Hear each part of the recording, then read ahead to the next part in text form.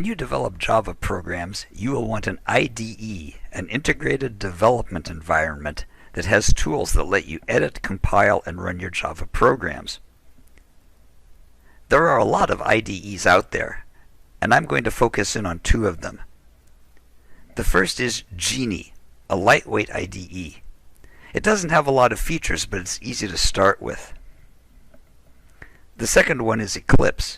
It's a full-featured IDE with lots of tools and utilities to support Java.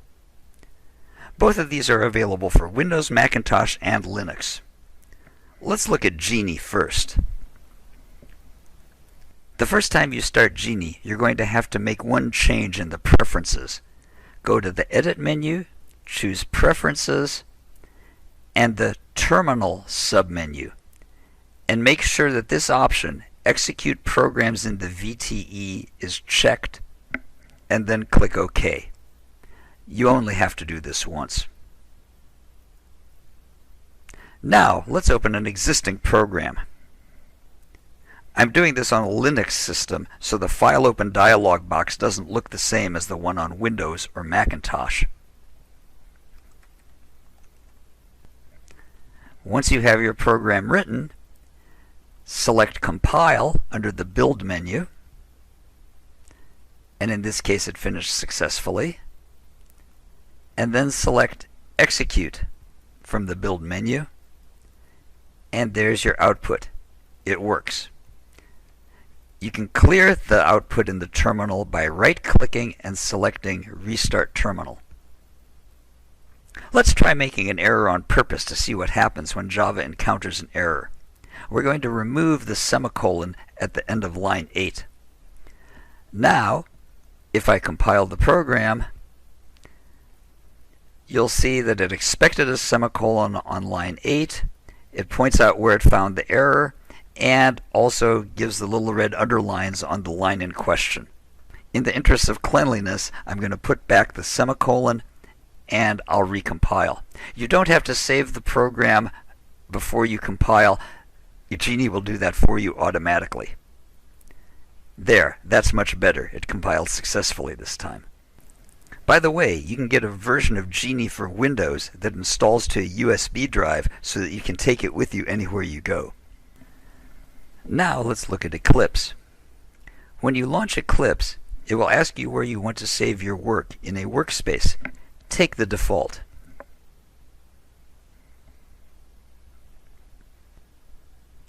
You'll see a welcome screen, which you can close. Let's create a Java project and call it Example. We'll use the project folder as the root for the source and class files. Go to the next page and accept all the defaults. We now need to add a class to this project. So from the File menu, we will say we want a new class.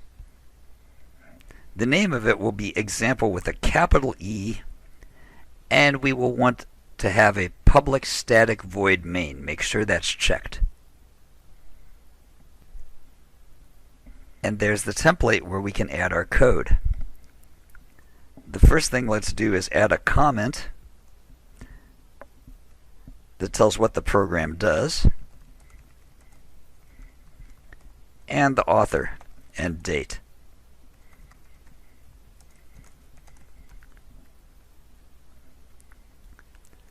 Then let's add our Java code by saying system.out.println it works! Exclamation point, and a semicolon at the end of the line. Now I can run the program.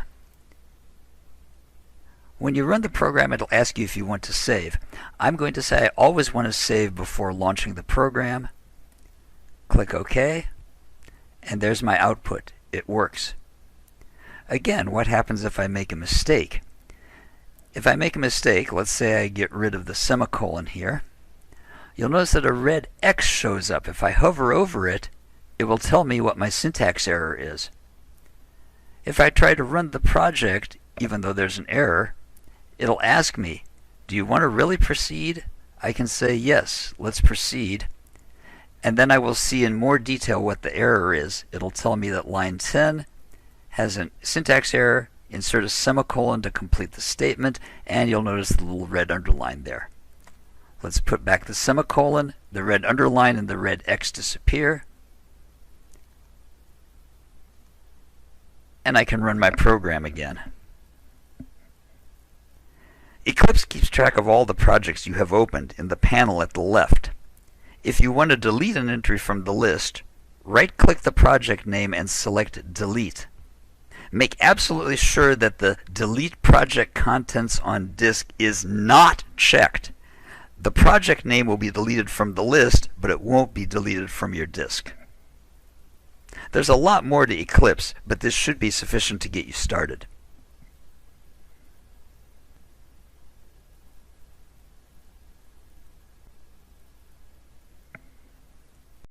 Let's talk a little more about bits and bytes.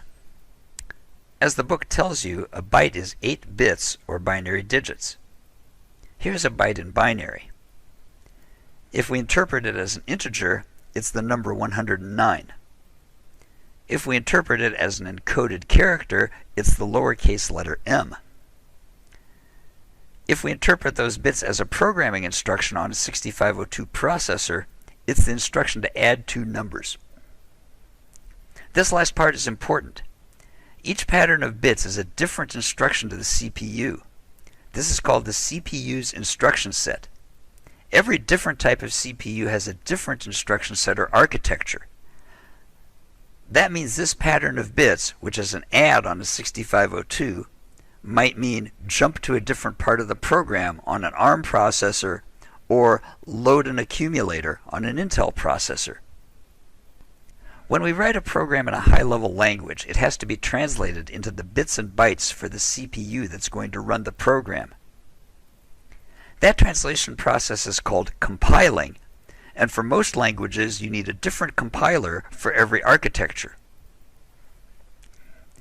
The people who developed Java took a different and interesting approach.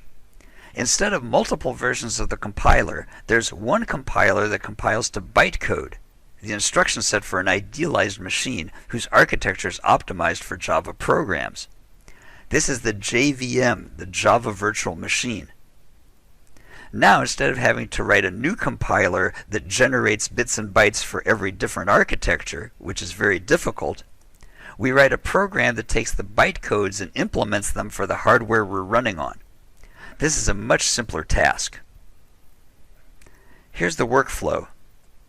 You write your program in Java, you compile it to bytecode, and then run it on the JVM, the Java Virtual Machine. Once you have a working program, anyone with the Java runtime environment, which is the bytecode interpreter, can run it.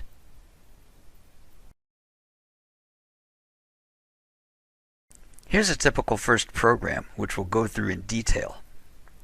At several points, we'll be telling you to take our word for things rather than go too deep into detail.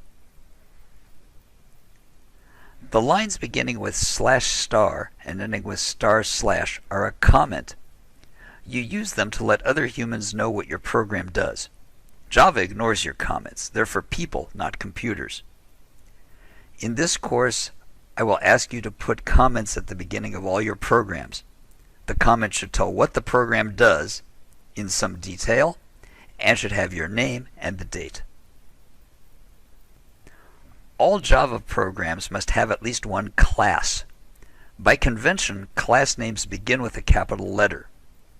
The word public tells who can access this class, and you'll learn more about that later in the course. Java uses braces to indicate a block of code, sections of code that belong together. Every opening brace must have a closing brace. Within the class, you define methods, which describe the things the class does. Methods are a lot like mathematical functions. The words public, static, void are, for now, a magic spell that you need to chant to make Java happy. Main is the name of the method. Whenever the operating system runs one of your Java programs, it looks for a method with that special name and starts by executing that method. By the way, Java is case sensitive. If you were to name that method main with a capital M, the operating system wouldn't find it when it tried to run your program. The parentheses and string square bracket args are again a magic spell. For now, let's oversimplify by saying that this allows you to give information to a Java program when you run it from the command line. The body of the main method consists of two lines that both make calls to the system.out.println method. This method takes a string as its argument and prints it to the output, your screen, on a line all by itself. The ln at the end means print and give a new line. The string must be in double quotes. The semicolon at the end of the line is required. It tells Java that the statement is finished. The next line is another statement that prints another string. Again, it needs a semicolon at the end to say this is the end of the statement. These are the building blocks that you'll find in every Java program that you write in this course.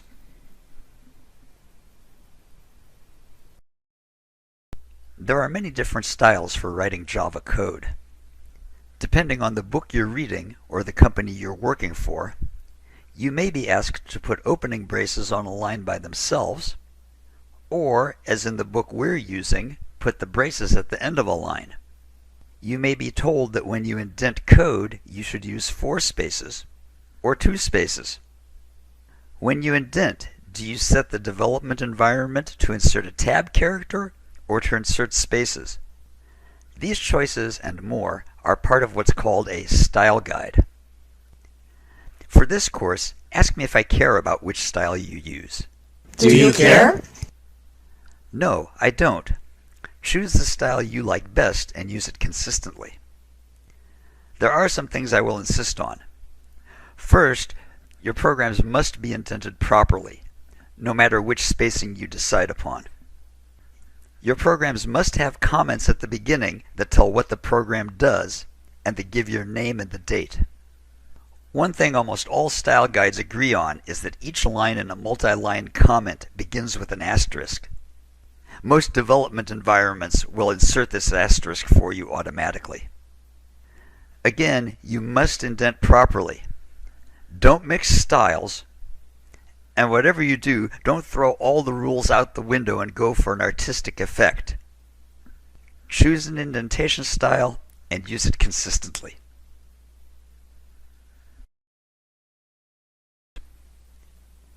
Here's a program that prints a person's approximate age in days. If we compile it and run it, it works great. But each part of the output is on a separate line because we used system.out.println, which prints the information and then gives you a new line. If you don't want a new line, use system.out.print instead. Let's print the first part of the output without going to a new line. We'll change this println to a print, recompile, and run it again. Now our output appears on one line, but it's all bunched together. To make it look better, we need to put an explicit space between the words and the numbers. Notice that the space must be inside the double quotes. Let's recompile and run. There, that's better. The last line of output, the number, is produced with system.out.println. This is absolutely essential. Why? Let's change this println to a print. Recompile and rerun. When we run it from Genie's execute command, it seems to be okay. But let's say someone doesn't have Genie and runs the program directly from the command line. They run it by typing Java and the name of the program, and they get this as a result. The next command prompt appears on the same line as the last output, and that is incredibly ugly. Let's change that last print back to println and recompile. Now let's go back to the command prompt, clear it, and try running the program again. And this time the next prompt shows up on a new line, and that looks much better. And that is why you should always use system.out.println for the last output of your program. The exercises in Chapter 1 use Java as a glorified desk calculator to do arithmetic. After you learned arithmetic, you moved up to algebra, where you used variables. In a similar way, we're now going to move from simple calculations in Java to using variables in Java. It's similar but not identical because variables in Java do not work exactly the same as variables do in algebra. First, we have to declare variables before we can use them. A declaration gives the name of the variable and its data type. Here are two declarations, one for an integer variable named age and another double floating point variable named price. When a numeric variable is declared, you can think of it as an area of memory that has that name for a label. By default, numeric variables are set to 0. You can assign new values to variables. Let's assign a value to age with this statement. The way Java does this is to look at the right-hand side, figure out what it works out to, in this case 23, and then that is stored in the variable on the left-hand side, replacing whatever used to be there. It's also possible to declare a variable and give it a value in one step. In this case, the right-hand side of the equal sign works out to 8, and that gets stored in the newly declared variable price. What happens with this assignment statement? We always start off with the right-hand side and figure out what it works out to. So let's take a piece of scratch paper and figure out what the current value of price is. It's 8.00. We multiply that by 0.05 and end up with a result of 0.40 for the right-hand side. Now and only now do we look at the left-hand side and find that variable tax is to receive that value. To drive home the point that variables in Java don't work like the ones in algebra, let's look at this set of two statements. At the end of the first statement, age has the value 23. Now let's look at that second statement. In algebra, that doesn't make any sense at all. 23 doesn't equal 24, but again, this isn't algebra. Instead, you're going to follow the rule. When you see an equal sign, you're going to pull out a piece of scratch paper and figure out what's on the right-hand side. What's in age right now? It's 23. We take the 23, add 1, and the right-hand side works out to 24. Now, and only now, do I look at the left-hand side and say, who's getting that 24? The answer is age is getting that 24, so age gets 24, and the old value of 23 is replaced. What we've done here, by the way, is called incrementing age. You'll see patterns like this all the time in Java. You read it as x is assigned x plus 1, or x becomes x plus 1. And again, you'll see this a lot because it's very common to have computers do counting. The moral of the story: whenever you see an equal sign in a Java statement, you read it as variable is assigned value, or variable becomes value, or variable gets value. You go to the right-hand side first and figure out what that value works out to. Once you have it completely worked out, then the variable on the left will get that value.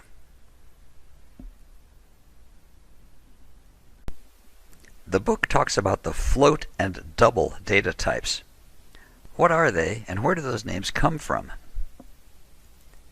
In general, a floating point number is one that has a decimal in contrast to integers, which are whole numbers. As to the origin of the term, a bit of history. Back in the old days when computers were primarily used in the business world, common business-oriented programming languages let you specify that a value had a fixed number of decimal places to the right of the decimal point. A fixed decimal 2 value would always be represented with exactly 2 decimal places, no more, no fewer. The business world was happy with this. Scientists, not so much. To do scientific calculations accurately requires varying numbers of decimal places. In other words, the decimal point can't be fixed in one place. It has to float according to the demands of the calculation.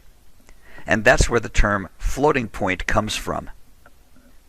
In Java, the float data type specifically means a representation that takes up 32 bits, can represent numbers from the range 10 to the minus 38 to 3 times 10 to the 38th, and has 6 to 9 digits of accuracy. However, that's not a large enough range or precision for some scientific calculation. So there's another data type called double, which uses twice the space, 64 bits, and gives you a phenomenally greater range and almost twice the precision. In fact, double is often called double precision for that very reason. In Java implementations, the default for values is a 64-bit double. 14.52 would, by default, be double. If you really want the lower precision float, you have to follow the number with the letter F in either upper or lower case.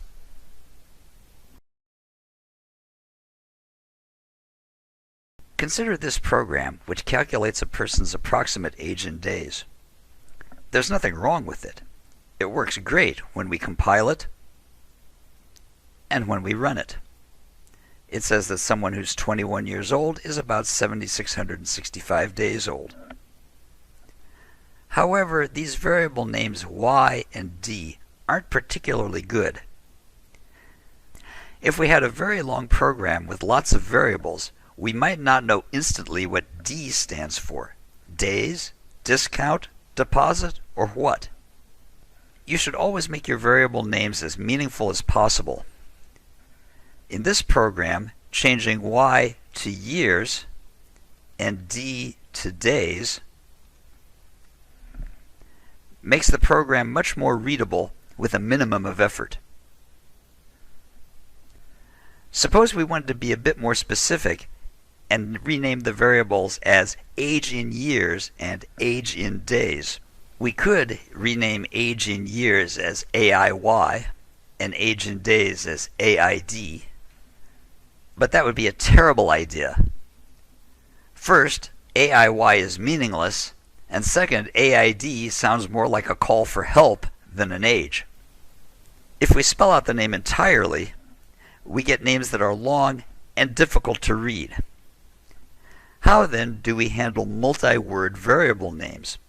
One solution is to use underscores between the words of the variable name. This is called snake case because the underscores make the word look sort of like the segments of a snake's body. Another method, which is the one that is used by convention in Java, is camel case, where each word after the first is capitalized. It's called camel case because the capital letters are reminiscent of the humps of a camel, if you use a lot of imagination.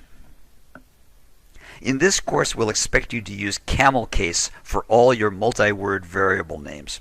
To summarize, always use meaningful variable names. Don't make them too short. Don't make them ridiculously long. Make them meaningful and just the right size.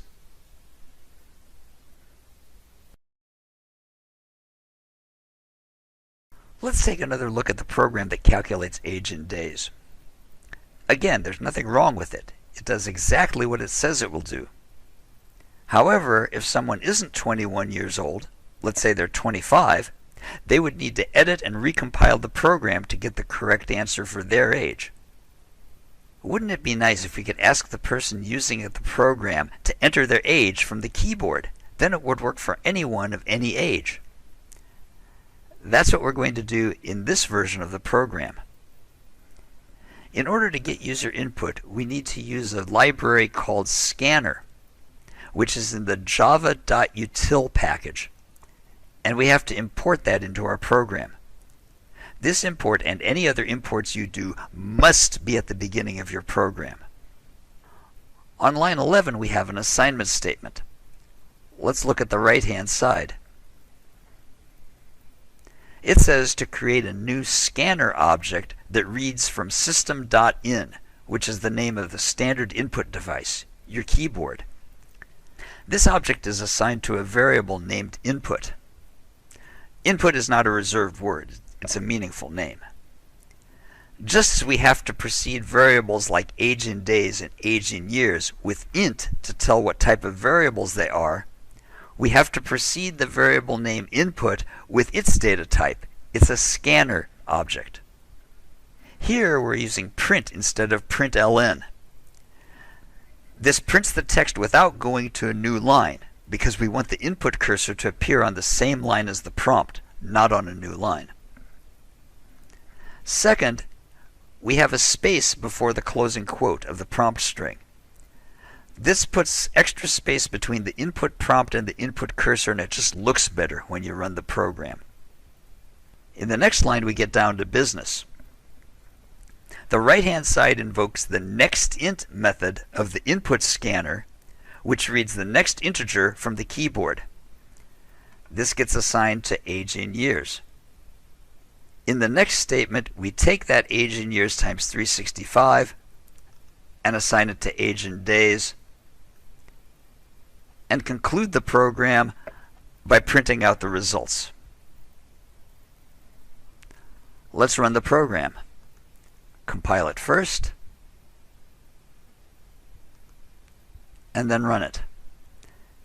If your age in years is 30, that's the approximate number of days. Let's run it again for someone who's 47 years old.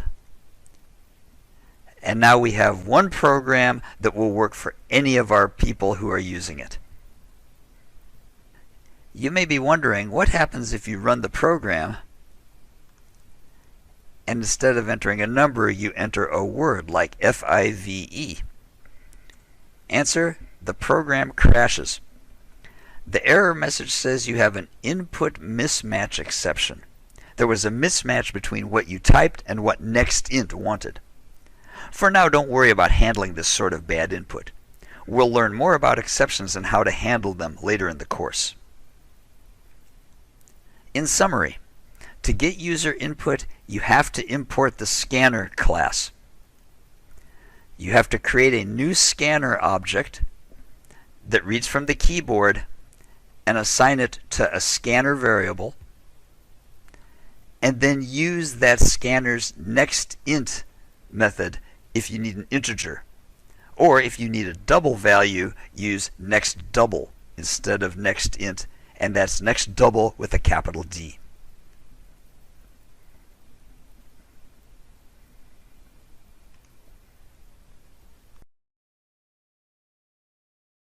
Here's a program that asks for your age in years and prints out your age in days.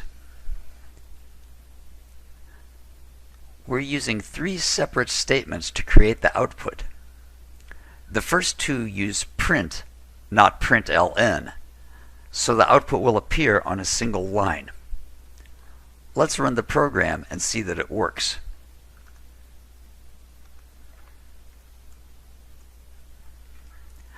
That's a lot of work to create a single line of output. There must be a better way. One better way is to use a plus sign. Let's go into JShell, a tool that comes with Java 9 and above. It lets us try out Java expressions without having to write a whole program. We know that plus works with integers and with doubles. It also works with strings by tacking them together. So the string door plus the string bell results in the single string doorbell. What happens if I try to add a string and a number? For example, 2 plus the word space dozen. It works. That's because Java converts the number 2 to a string and then tacks on the word dozen. Now that we know that this works, we can go back and modify our program. Instead of these 3 lines, we'll make 1 line and use a plus sign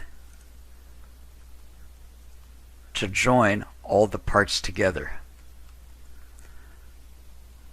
We need to put the blanks in ourselves to make sure they appear in the output. Let's compile and run, and it works great.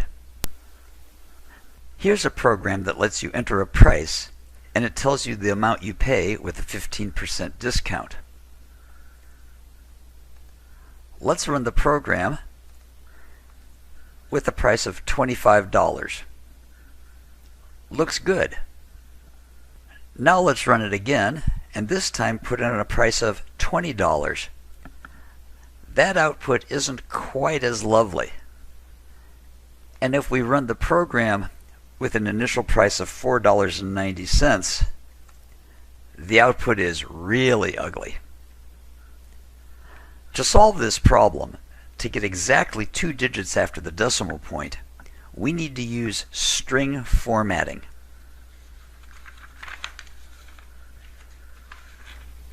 Let's start investigating formatting by going back to the age in days program and change the output to this. Instead of println, we're going to use format, and we're going to have one string that is about $d days. What's that $d? It's a format specifier. Whenever you see a %, think of it as a placeholder where a value will go into the string. The D specifies that we want an integer to fill in that placeholder. The letter D is used for integers for historical reasons, by the way. After the string, we give the variable that fills in the placeholder. Days will fill in this $d placeholder. Just like print, format does not give us a new line. So we have to explicitly give a new line character, which we write in Java as \n. Let's compile this program.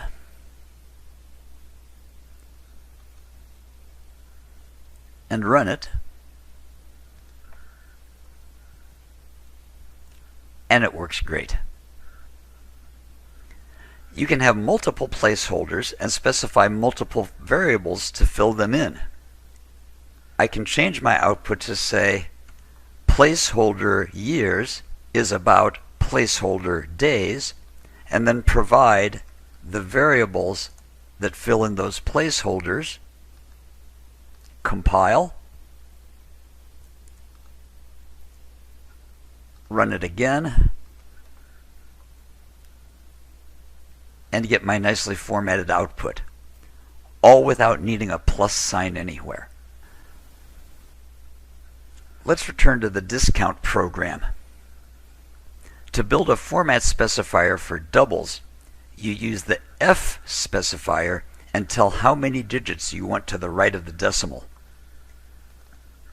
Instead of println, we're going to use format. We're going to say $.2f, which says I want 2 decimal places in my double placeholder. We'll also put in our new line, and there's one other thing we need to do. We don't want format to think that this % is part of a new placeholder. To tell format that this % is not part of a placeholder, that we really do want a % in our output, we need to put 2 % in a row. Now that we have our format string with its placeholder, we give the variable to fill in that placeholder. Let's compile that And when we run it with our $20, we get 17.00. And when we run it with an initial price of $4.90, we get $4.17. You'll notice that format has rounded the number for us. There are many other format specifiers, and you can add information that tells how many spaces a number should take up. This lets you produce output where everything lines up nicely. Here's a URL where you can get the details about formatting.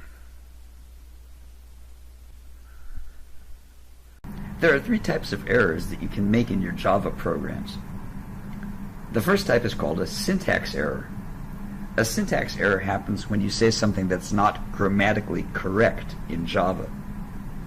In this program I've said 34 plus times 8, which doesn't make any sense mathematically.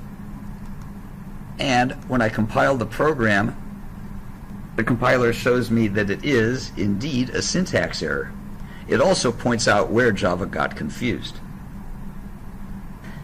You can have another kind of error called a runtime error. This happens when your program tries to do something incorrect when it runs. For example, if I try to evaluate 42 divided by 0, that's grammatically correct. I have a number, a division sign, and another number. And Java compiles that just fine. But when it comes time to actually run that calculation, I get an error telling me that I have an arithmetic exception. I'm trying to divide by 0. It also points out which line was executing when the error occurred. These two types of errors are usually pretty easy to find. Syntax errors are the easiest because the compiler points them right out to you. And runtime errors are fairly easy as well because once you run the program, you see the error front and center. The third type of error is called a semantic error, which means you told the program to do something, but it wasn't what you wanted it to do. For example, if I want to find out approximately how many days there are in 21 years, and I run this program, 386 is nowhere near the correct answer. The problem is here on line 7. Instead of multiplying by 365, I added 365. That's not a syntax error. A plus sign is just as valid to do as a multiply. It's not a runtime error because adding 21 and 365 won't cause the program to crash. It's not what I intended to do, which is why I got the wrong output, and that makes it a semantic error. These semantic errors are, in general, the hardest ones to find because it's only when you look at the output that you realize this is not what I intended, and then you have to go back to your program and figure out what you did wrong. Sometimes Java will appear to point out the wrong line for a syntax error. Let's look at the compilation of this program. Java says I have an error on line 7, but if I look at line 7, everything looks perfectly okay. The error is really here on line 6, where I put a plus sign instead of a semicolon at the end of the line. Why did Java say the error was on line 7? The answer is because of the way Java parses your programs when it compiles them. Have you ever buttoned your shirt and found out when you got to the bottom that you're out of buttons? Now, where did that error start? Did it start at the bottom, or was it somewhere up further on? The answer usually is that it was up somewhere near the top and you forgot a button or buttonhole, and that's why you're out of buttons when you get to the bottom of the shirt. Java works in somewhat the same way. It's on line 6, int is okay, this is a great variable name, equal sign is cool, 21's a normal integer, a plus sign is perfectly valid here, and oh, I'm at the end of the line. There's nothing after the plus sign. Well, maybe the other operand is on the next line. Java goes to the next line, and when it finally gets to age in days, it says, wait a minute, I can't possibly make a valid Java statement out of this. The compiler throws its hands in the air, gives up, and says, okay, the error must be here on line 7.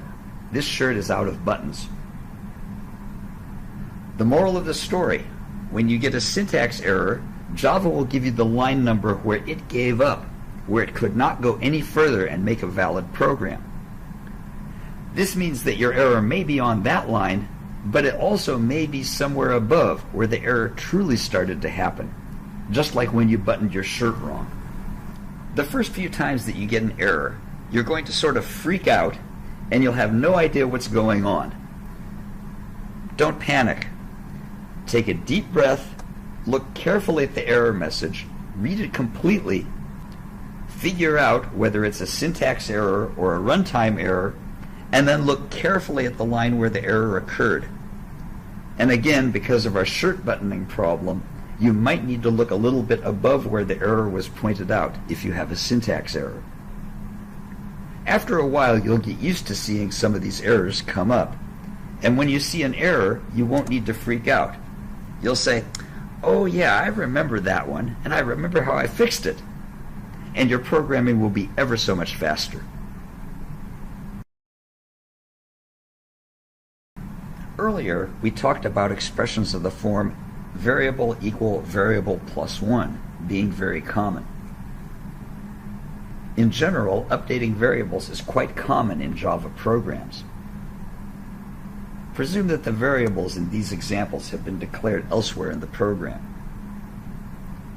Whenever you have this pattern, where a variable is updated by an arithmetic operation, you can use an augmented assignment operator. These expressions turn into these simpler expressions.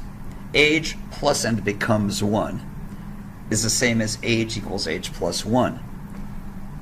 Limit minus and becomes 5 is the same as limit equals limit minus 5, and so on. If you don't have a simple update, then you can't use the augmented assignment. There's no way to use augmented assignment to simplify this expression. Sorry. Let's get back to adding 1 and subtracting 1, also called incrementing and decrementing, which are among the most common operations that programs perform. There's a special shortcut for this: plus plus for increment and minus minus for decrement. This updates the variable without needing an equal sign. The variable is changed in place. You can also put the operator before the variable name, as shown here. Why two versions, and what's the difference? When the operators are all by themselves, as in this example, there's really no difference. But when you put them in an expression with other operations, there's a big difference. Here, the plus plus follows the variable, and it's called a post increment. This is what things look like after we initialize quantity in the first line. Let's see what happens when Java encounters the second statement. It accesses the value of quantity, which is 10. Then the plus plus takes effect, and the variable quantity becomes 11. But our scratch paper still says 10. When we do the multiplication, we get a result of 50 and assign that result to the variable total. Now let's try it with the plus plus before the variable name, which is called a pre-increment. At the end of the first statement, quantity is still 10. And at the beginning of the second statement, we pull out a piece of scratch paper for the right-hand side of the equal sign. Because the plus plus comes before the variable name, the increment happens before we access the value of the variable. Now when we look at quantity, we get 11 and multiply that by 5, getting 55, which goes into our total. I don't recommend writing this sort of thing. I don't think it adds to clarity. However, you will see this in programs that other people write, and you need to know how to interpret it correctly. For example, how would you solve this problem? If you ever see an expression like this, here's a technique that will be very useful for you. Find everything with a pre-operator, the plus plus or minus minus preceding the variable name, and write it out completely before the statement in question. Now find everything with a post operator, the plus plus or minus minus following the variable name, and write it out after the statement. Now go through the statements in order. Here's our situation after the first two statements. We add 1 to y. Then we do the multiplication. And then we subtract 1 from x. Again, I would recommend writing this code as 3 statements rather than the original combination, which I think is much harder to understand. One final word of warning. What happens if you use the same variable with both pre and post operators on the right-hand side of an equal sign? Answer: don't. Just don't. Not only is it hard to understand, but in other programming languages, the result could be completely undefined. In summary, most of the time you will use the increment and decrement operators all by themselves. If you use them in expressions with other operators, you have to be careful to choose whether to put the operator before or after the variable, depending on the effect you want. In the interest of code clarity, you might want to avoid this sort of expression altogether and write things out completely. Up until now, we haven't been able to test for conditions. We do the same instructions every time. The Java if statement lets us do things depending on whether some condition is true or false. Here's the flowchart. And here's the generic form. If some condition is true, we do the statements inside a block. Otherwise, we don't do the statements at all. That's a bit abstract, so let's write a program that asks the user for an integer. If the integer is even, it gives a message that says so. And if the integer is a multiple of 7, the program gives a message saying so. What happens if we enter 18 as our input? The first condition tests to see whether 18 mod 2, the remainder when you divide 18 by 2, equals 0. Notice that we have 2 equal signs here. We use one equal sign to mean assign a value to a variable. We use 2 equal signs to ask a question. True or false, are these 2 things equal? In this case, the answer is true. 18 mod 2 is 0, so the program will print that 18 is even. Java then proceeds to ask another question. Is the number 18 mod 7 equal to 0? In this case, the answer is false, because 18 mod 7 is 4, and 4 is certainly not equal to 0. Because the condition is false, Java does not do the statement in the block and doesn't print that message. And when we run the program and enter 18, we get only the message that 18 is even. What would happen if we gave 21 as an input? Our first condition, is 21 mod 2 equal to 0? No, it isn't, so we won't print out that it's even. In the second condition, is 21 mod 7 equal to 0? Yes, 21 divided by 7 gives you a remainder of 0, so the program will print out that 21 is a multiple of 7. Let's try that and enter 21. And that's the message we get. What if we enter 28 for our number? The first condition will be true. 28 mod 2 equals 0, so the program will tell us that 28 is even. 28 mod 7 is also equal to 0, and the program will tell us that 28 is a multiple of 7.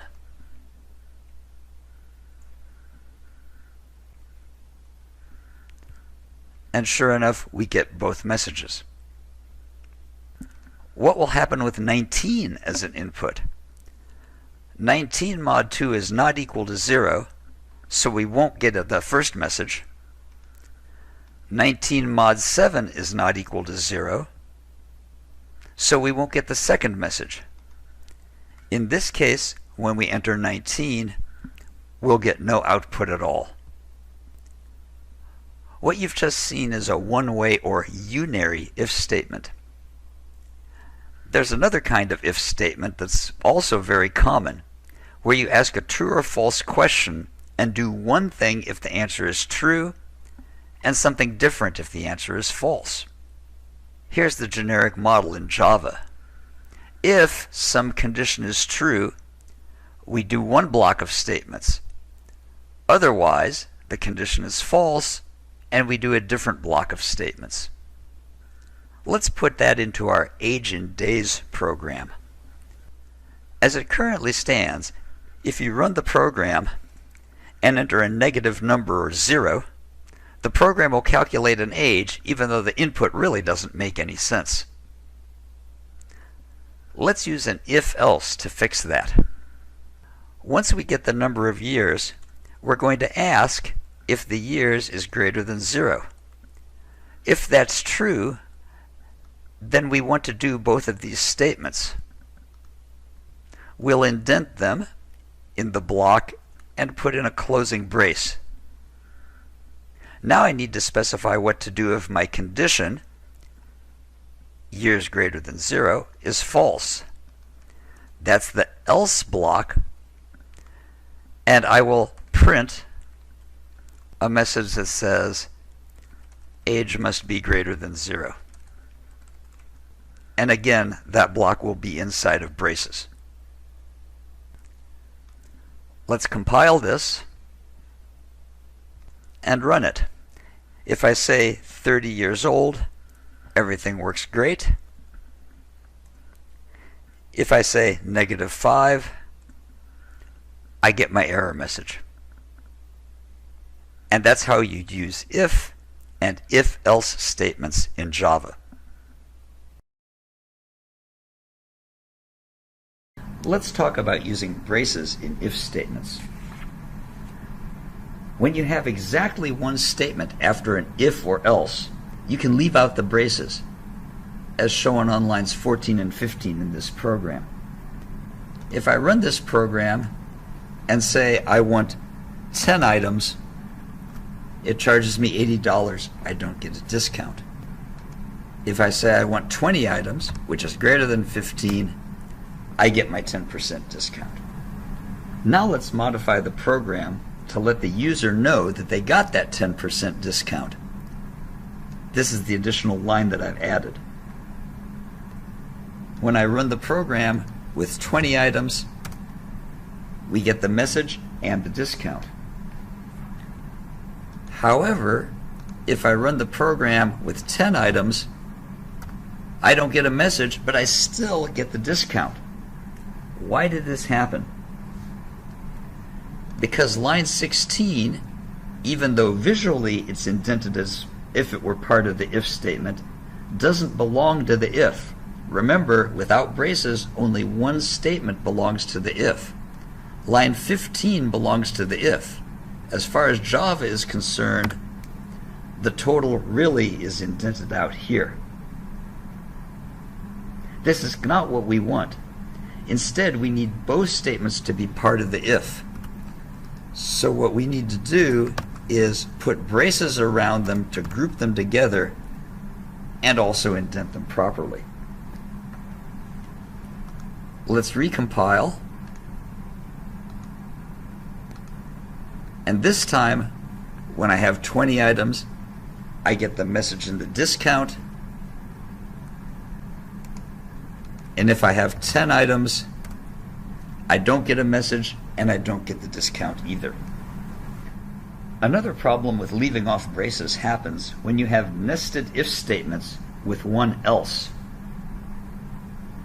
What happens if you order 10 items in this program? 10 is not greater than 20, and the way it's written, your eyes tell you that you'll get a 10% discount because the else is lined up with the first if. Let's see what happens. When we say 10, we get the full price. We don't get the discount. Why did this happen? The rule is that an else is always joined to the nearest if. What we really have is this else and this discount belonging to this if, not the if on line 14. If we add braces to group things together, this is what we're really looking at. And that's why with a quantity of 10, we don't get either a 20 or a 10% discount. The book tells you to be careful when writing if statements and to put braces in where they're needed. I say no.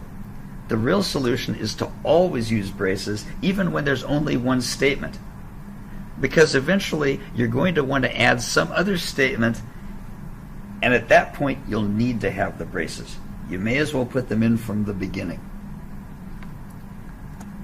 The ambiguous else problem is always solved by indenting properly and using braces everywhere.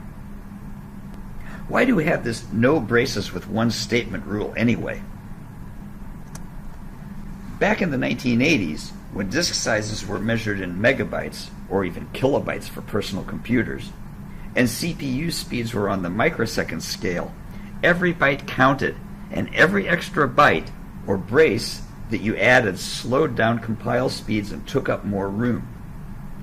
In a large program, braces on 500 if statements would add a large burden. Minimizing code size was a worthwhile goal. Now disk space is measured in gigabytes and CPUs run at nanosecond speeds. So saving 100 nanoseconds and 50 bytes at the expense of 10 minutes of your time to debug a program because you forgot braces where you needed them, not even remotely worth it. In summary, when you're writing if-else statements, use braces in all the places.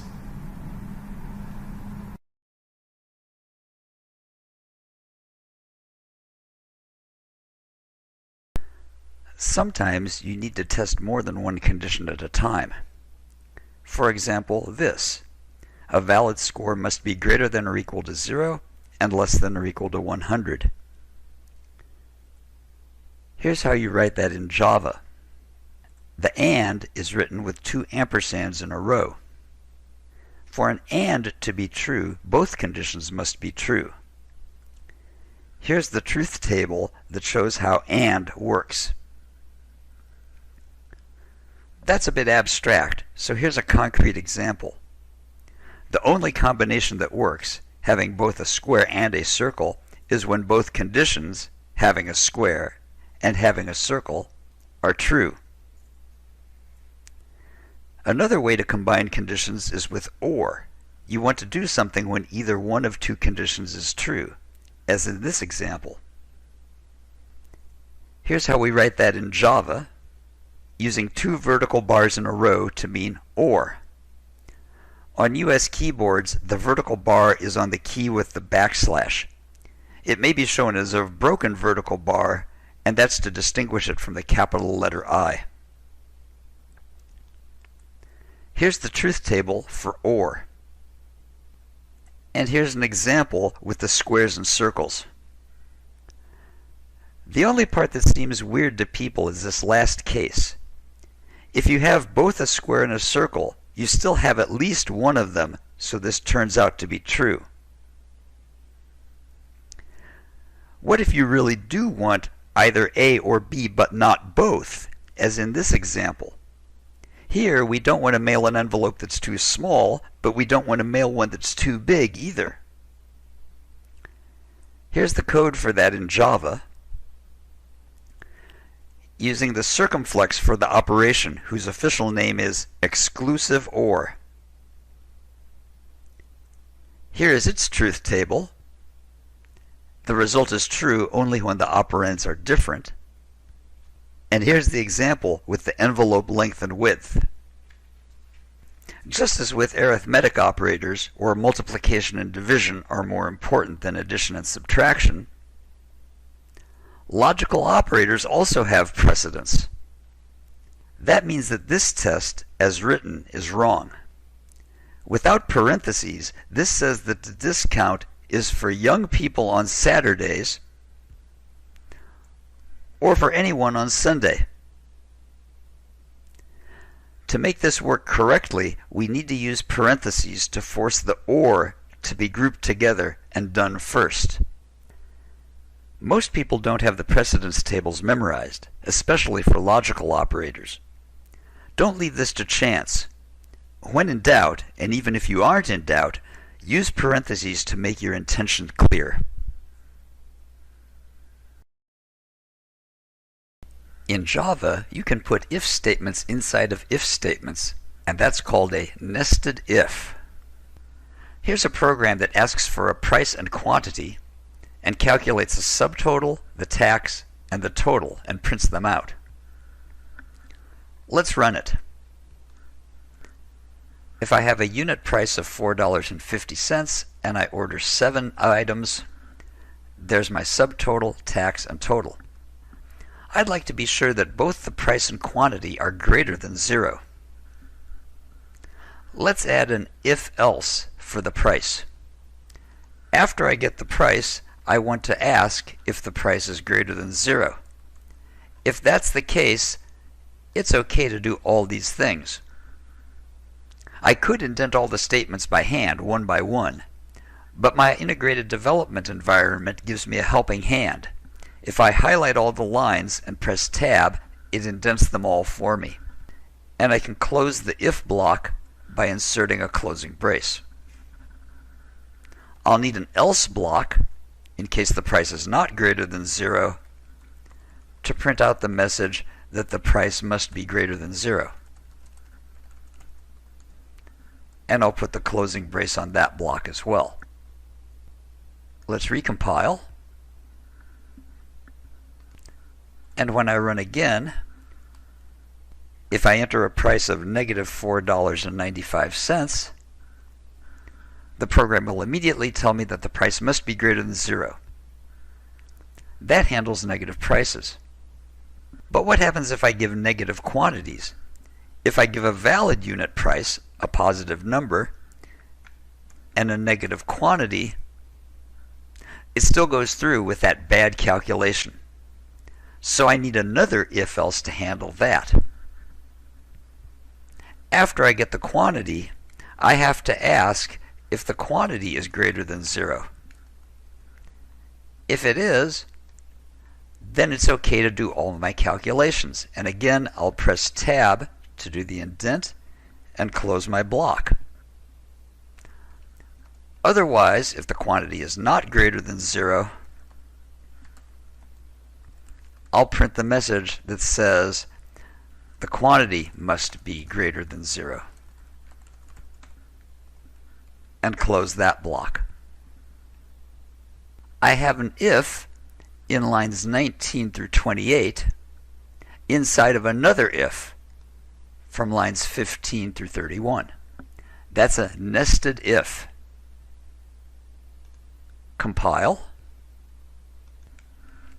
and run the program with a valid unit price and a valid quantity, and everything works nicely. With an invalid price, I get an error right away, and with a valid price and an invalid quantity, I get an error message telling me that my quantity must be greater than 0. The program is now working the way I want it to because I have a nested condition, an if within an if. Is it possible to have an if statement inside the else portion? Yes, it is. Here's another way I could have written the invoice program. In this program, I'm asking for both the price and the quantity before I do any of my if statements. Then I ask, is the price greater than 0 and the quantity greater than 0? If both of them are true, then it's okay to do my calculation and output. Otherwise, either the price is less than or equal to 0 or the quantity is less than or equal to 0. In the else portion, I'm going to nest two one-way if statements. If the price is less than or equal to 0, I give an error message. Then I check to see if the quantity is less than or equal to 0. If that's the case, I give an error message to that effect. There's no else needed for either the if in line 27 or the if in line 30, because the only way I can get there is if the price is less than or equal to 0 or the quantity is less than or equal to 0. If they were both greater than 0, I would have handled it here in lines 20 through 25. Let's run this program with valid input first. I'll have an item price of $4.50 and order 10 of them. Everything works great. If my unit price is negative and my quantity is okay, I'm told that the price must be greater than 0. If my unit price is valid, but my quantity is negative, I'm told that the quantity must be greater than 0. And if I enter a negative price and a negative quantity, I'm told that both of them are not valid. There's an important point here. In order to do a good test of my program, I have to test all the combinations of good and bad input to make sure I've covered all the cases. Another thing to notice is the difference between this program and the preceding one. In the first version of the program, as soon as I got an error, I gave the error message. In this program, I wait until I have all the input before I give any of the error messages. Which approach is better? That's a design decision. The takeaway from this video is that it's possible to have an if nested inside of an if, or to have an if nested inside of an else. If the design of the program requires it, you can nest ifs and elses inside of one another as deeply as you need to get the effect you need.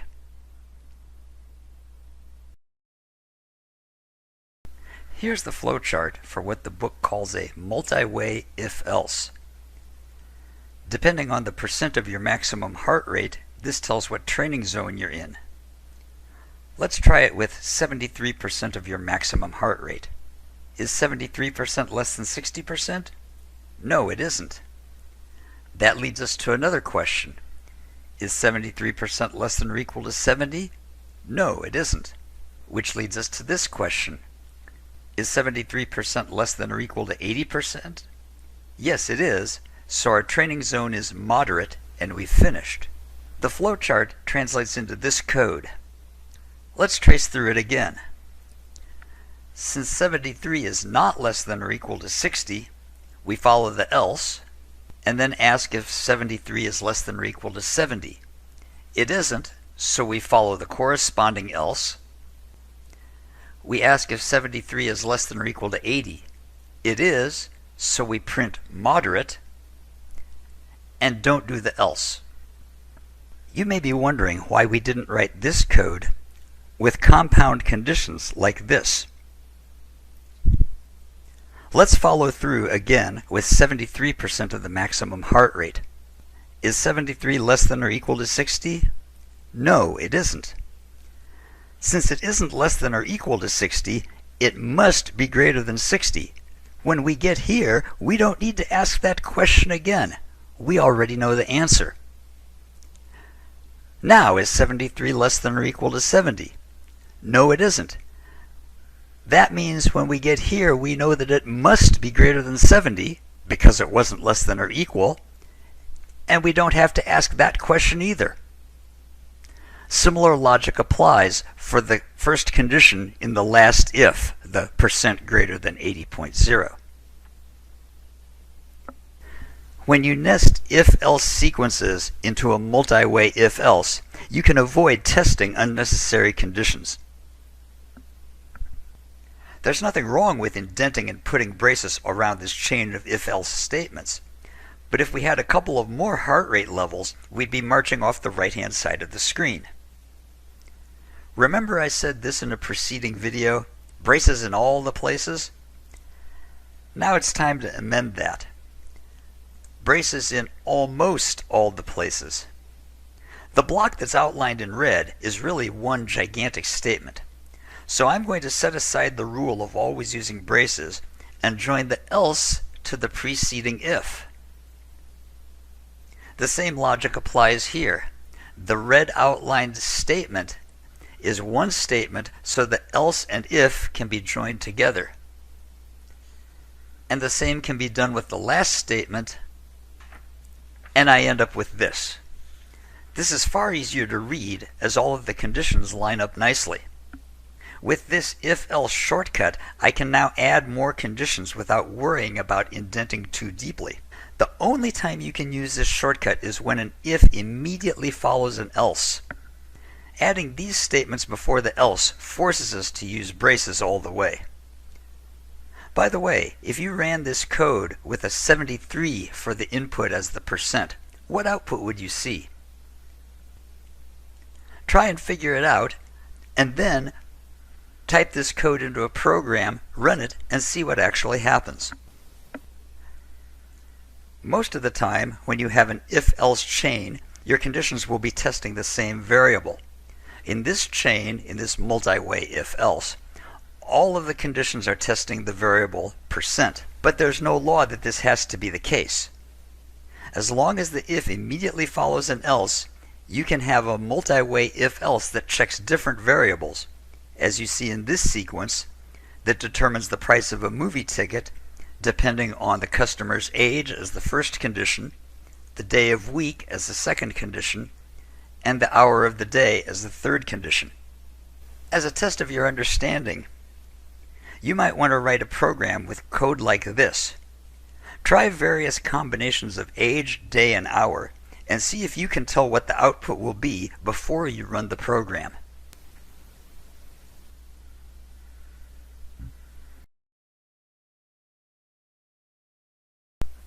Here's the beginning of a program that asks for a rating from 1 to 5, and then prints a message according to that rating.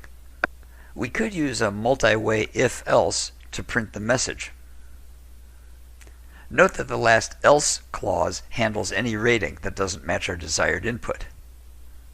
When you're testing a set of integers, instead of using a multi-way if-else, you can use a switch statement. Java evaluates the expression following the switch, in this case the rating, and then goes through the cases from beginning to end until it finds a matching one. Let's say we entered a rating of 3. The first case doesn't match, rating isn't 1. The second case doesn't match, rating isn't 2. The third case does match, and Java executes the statement corresponding to the case. The break statement then takes us out of the switch, and Java proceeds with the next statement after the switch. By the way, the default case is the one that Java uses if none of the preceding cases matches. You always put the default case last, so it doesn't need a break after it.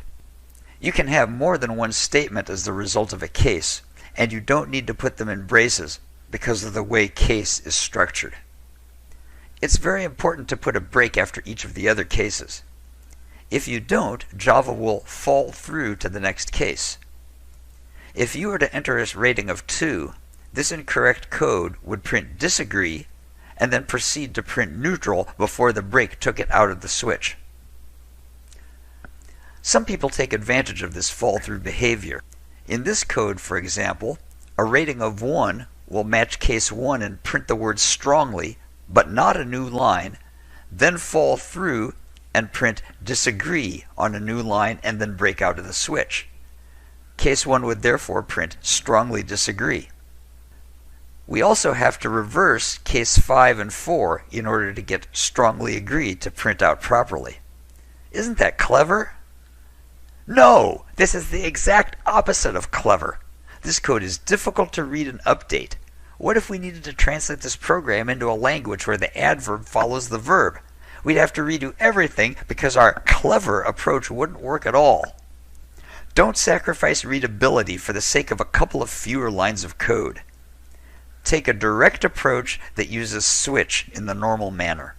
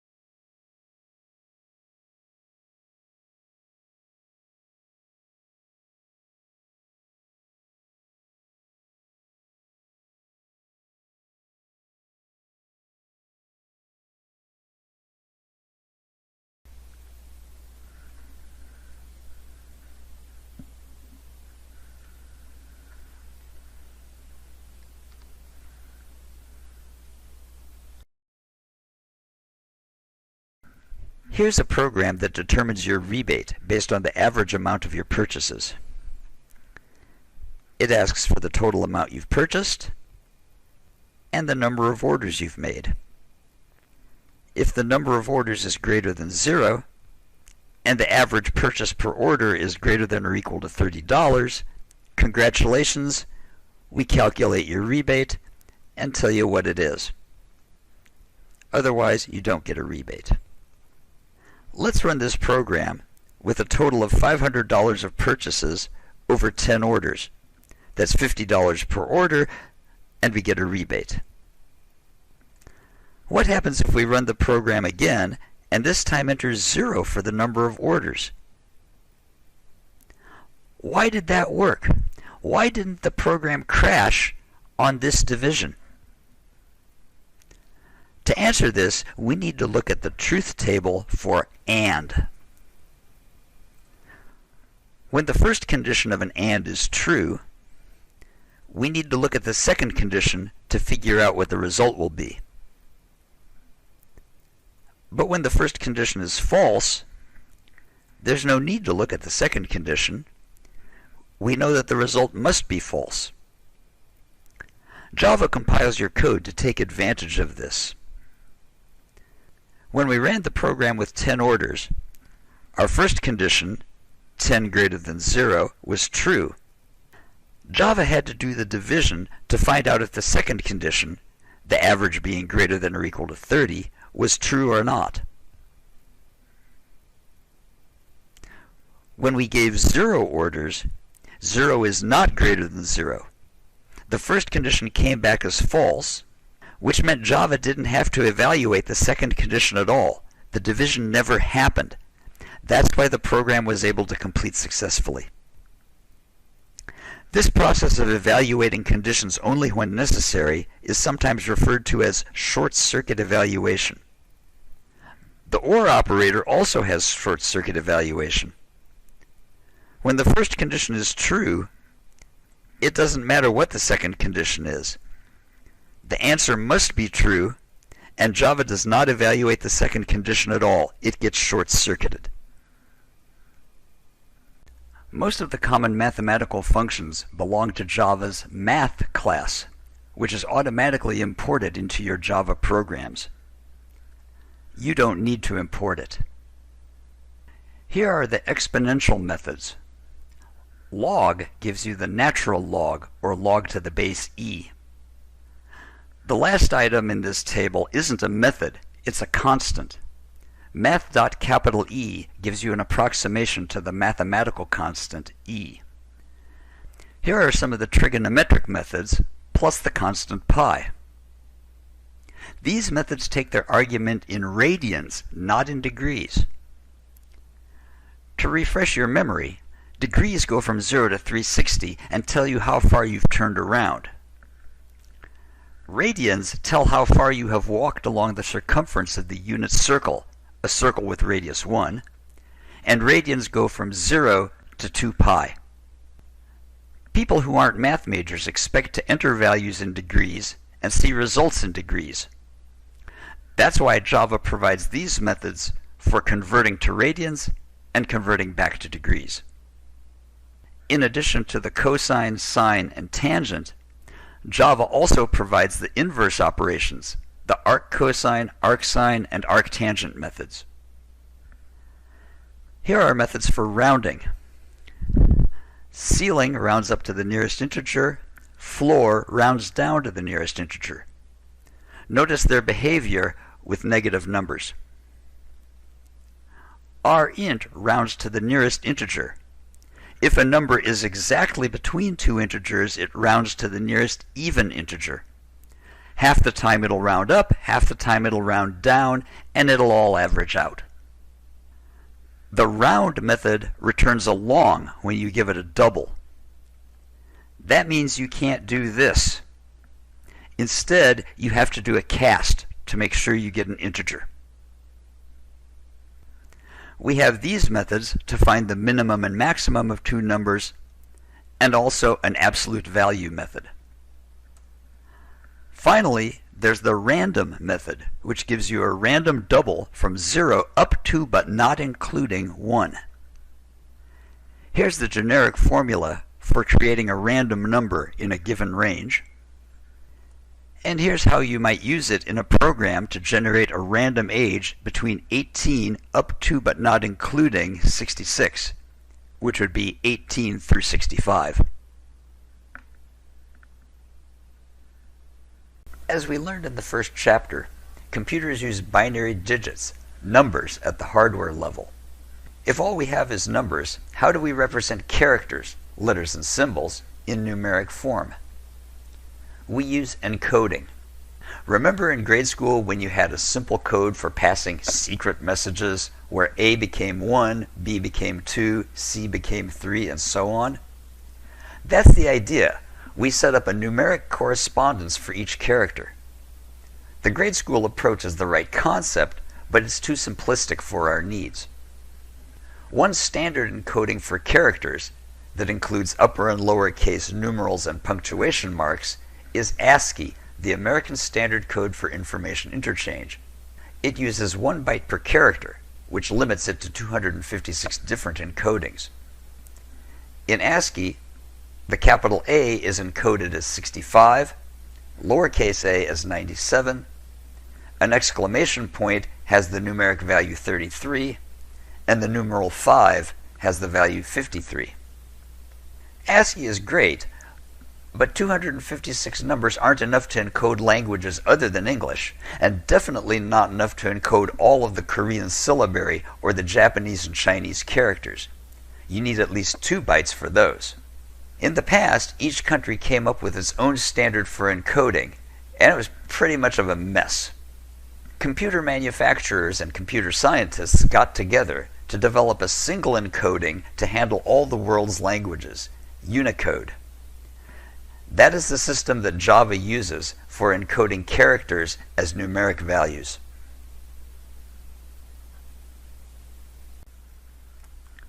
In the book, you may have seen code like this.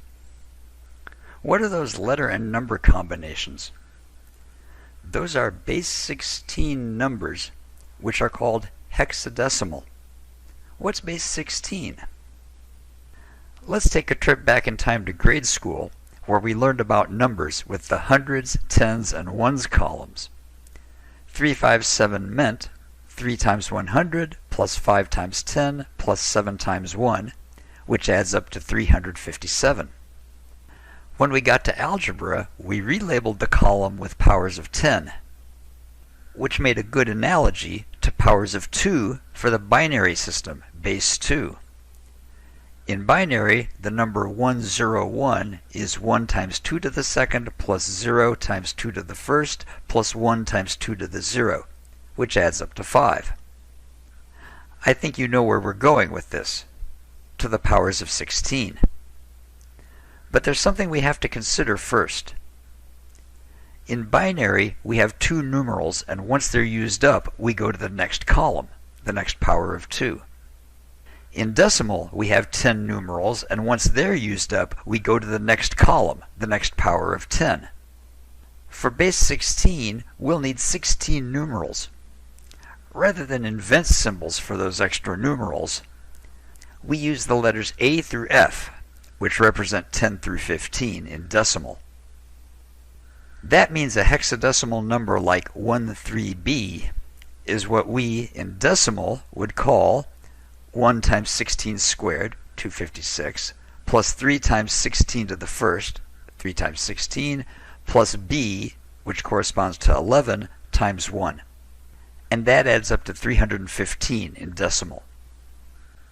By the way, you read hexadecimal numbers as a series of individual digits, and we usually abbreviate hexadecimal as hex.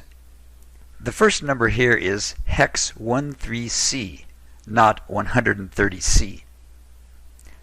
The second number is hex 724, not hex 724. In Java, you can put the hex letters in either upper or lower case. What's so special about 16? Why do we use that as a number base? If you have 4 binary digits, there are 16 possible combinations, each one of which corresponds to a hexadecimal digit. That means one byte can be expressed as 2 hex digits and a 16-bit Unicode character as 4 hexadecimal digits. The Unicode charts are organized in columns of 16 rows, and the code points, the numeric equivalents, are shown in hexadecimal. You always use hexadecimal notation when specifying a Unicode character literal or in a string. Remember to precede the hexadecimal with \u. You use hexadecimal for integers on those occasions when you need to express numbers in a form that is closer to the bit patterns. You precede the hexadecimal digits with 0x to indicate that this is a hexadecimal number. Java has the character data type, abbreviated as char. It's expressed as a character in single quotes or a Unicode character in single quotes. Characters also happen to be 16-bit integers, so we could say this, though it is not recommended. If you want to determine whether a character is uppercase, lowercase, or a digit, you can write code like this, where you compare the character value to a range between lowercase a and lowercase z, uppercase a and uppercase z, and the characters 0 through 9. This won't work correctly with Unicode because the numeric values of C cedilla, tilde-n, and the Arabic numeral 3 aren't in the ranges for the encoding of A through Z, capital A through Z, or 0 through 9. Instead, use these methods from the character class, which take Unicode into account and will classify the characters properly. Strings, which consist of more than one character, must be enclosed in double quotes. Notice that the data type is a capital S string because string is a Java class, it's an object. A backslash in a string allows you to enter what's called an escape sequence, such as the new line, \n, or if you can't type Unicode characters directly from your keyboard, Unicode sequences such as \u00e7, which is the C cedilla. You can also use \double quotes to put a double quote inside of a double quoted string, or to put an apostrophe into a single character variable. Unlike the methods that work on characters, which look like this, with the name of the class character, and the character you wish to transform as the parameter, strings are objects. Read from right to left, the second line says, call the toUpperCase method on the message string and assign that value to the variable capitalized. There's a special string called the empty string, which is an opening quote and a closing quote with nothing in between them, not even the space bar. Think of the empty string as the 0 of the string universe. We'll see it often in a lot of the examples. Let's go to the shell to demonstrate some of the string methods. Let's create a string message which will get the value of the string welcome to Java. You can convert a string to all uppercase by calling the toUpperCase method on the string, or convert it all to lowercase. Sometimes you have a string with leading and trailing whitespace. For example, username equals, let's put some spaces, a tab, the name, a new line, and a couple of more spaces. Let's see what this looks like if we print it out. And to see where the white space is, we're going to precede it with a vertical bar and follow it with a vertical bar. And you can see that there's leading and trailing white space. The trim method gets rid of this leading and trailing white space. When I say username becomes username.trim, the leading and trailing white space is gone. White space that was within the string and not at the ends stays as it is.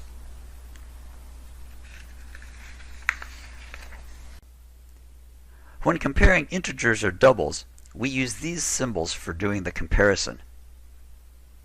But we can't use those symbols with strings because strings are objects. Instead, we have to use methods in the string class to compare strings. To compare strings for equality, use the equals method. In this example, the string word1 is assigned Java. Asking if word1.equals Java returns true. Word1.equals Python returns false. By the way, when you're doing simple testing, you can use strings directly. You can say java.equals Java, which is true, or python.equals Java, which returns false. Equality really means character for character equal. If the cases are different, the strings are different. If you want to compare strings for equality while ignoring upper and lower case differences, there's a method for that. Equals ignore case. That takes care of equality. What about comparing for less than and greater than? For that, we need the compare to method, which returns a negative number, 0, or positive, depending on how the strings are related to one another.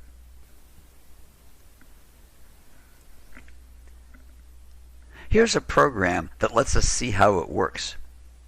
We read the first string on line 16,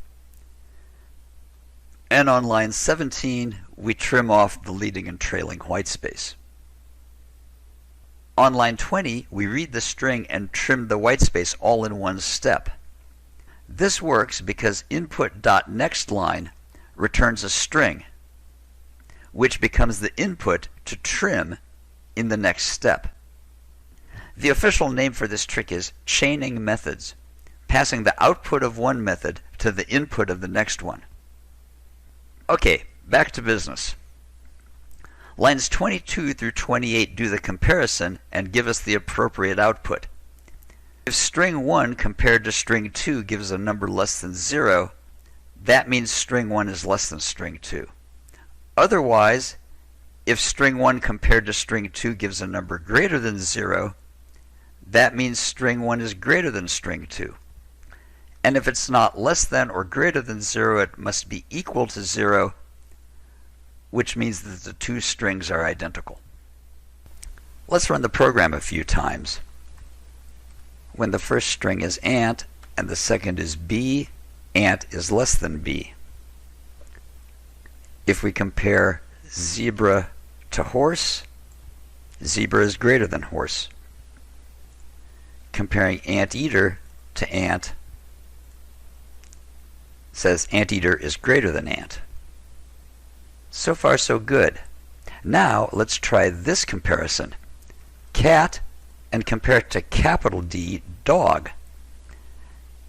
The result says that cat is greater than dog.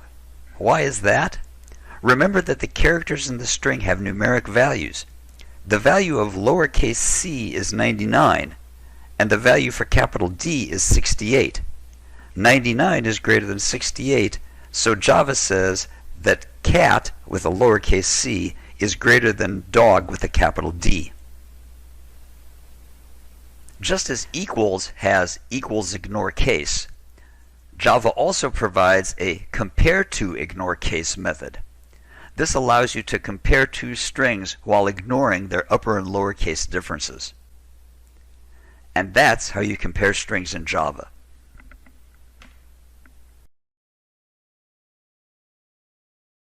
In many programs, you'll need to extract portions of a string or find out whether strings are contained in other strings. Let's look at portions of a string called substrings first. We extract these substrings using the substring method. When you give the substring method one number, the result is the section from that position to the end of the string. If you give two numbers, you get the section starting at the start index up to but not including the end position. Here's a specific example, the word flashpoint with its character indices numbered. Word.substring 5 gets the segment of the string starting at index number 5 all the way to the end. Word.substring 2, 5 starts at position 2 up to but not including position 5, which gives you the word ash. To find out if a character or string is contained within another string, you use the indexOf method. If the character or string is found, it returns the index number where it starts. If not found, it returns -1. Here's an example. In the string pre-reading, the dash is at index 3, and the string re starts at index position 1. The character x is not in the string, and neither is the word real, so these both return -1. Ordinarily, indexOf starts looking at the beginning of the string. You can tell indexOf where to start looking by giving it a starting index position. In this example, the first n at or after position 3 is the n at index number 4. Starting at index 2, the string an is found starting at position 3. If we try finding the letter n starting at index 5, there is none, and there's no an after index 4 in the word. You can tell Java to start looking backwards from the end of the word by using the last indexOf method. In this example, we try to find the first dash looking backwards from the end of the string. It's at position 7. Similarly, the first at looking backwards from the end of the string starts at index 9. If we look backwards for a dash starting at index 5, it's found at index 3. And if we look backwards for at starting at index 8, we'll find it at index 5. And here's an example where it's not found if we try to find a dash looking backwards from position 2.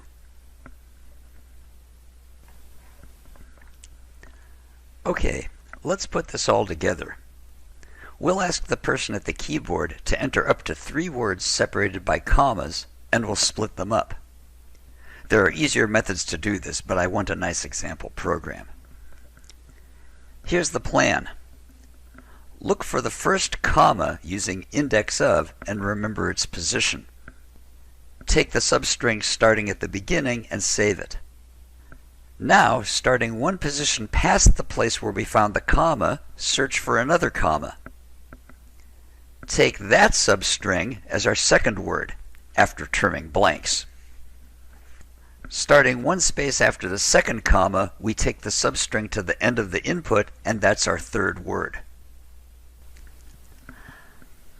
Let's look at a program that implements this.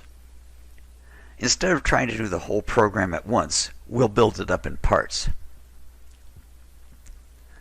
In lines 11 and 12, we prompt for and read a phrase from the user. In lines 14 through 16, we initialize our 3 words to the empty string. On line 18, we find the first comma in the phrase by using indexOf. If there is a comma, that index will be greater than or equal to 0, and we use the substring method starting at the beginning of the phrase up to the first comma, but not including it, and that's assigned to word 1. If the first comma is negative, that means there wasn't a comma anywhere, and the whole phrase becomes our first word. There are no second and third words. We'll then trim leading and trailing spaces from all our words and display them. Let's compile that and run it and try it with 3 words, bee, horse, toucan, and it found the first word correctly. Now that we know that this works, we can add the remainder of the program. We need to find the position of the second comma. That becomes the index of a comma in the phrase, starting where we found the first comma plus one place past the first comma. If we found one, second comma will be greater than or equal to 0. We'll extract the second word. It'll become the phrase substring, starting one place past the first comma, up to but not including the place where we found our second comma. The third word will become the substring of the phrase, starting one past the second comma to the end of the word. If we didn't have a second comma, the second word becomes the substring of the phrase, starting one past the first comma to the end. Let's recompile, and let's run it. First with one word, then with 2 words, and finally with 3 words. And that's how you can use indexOf and substring together to let you find and split up strings.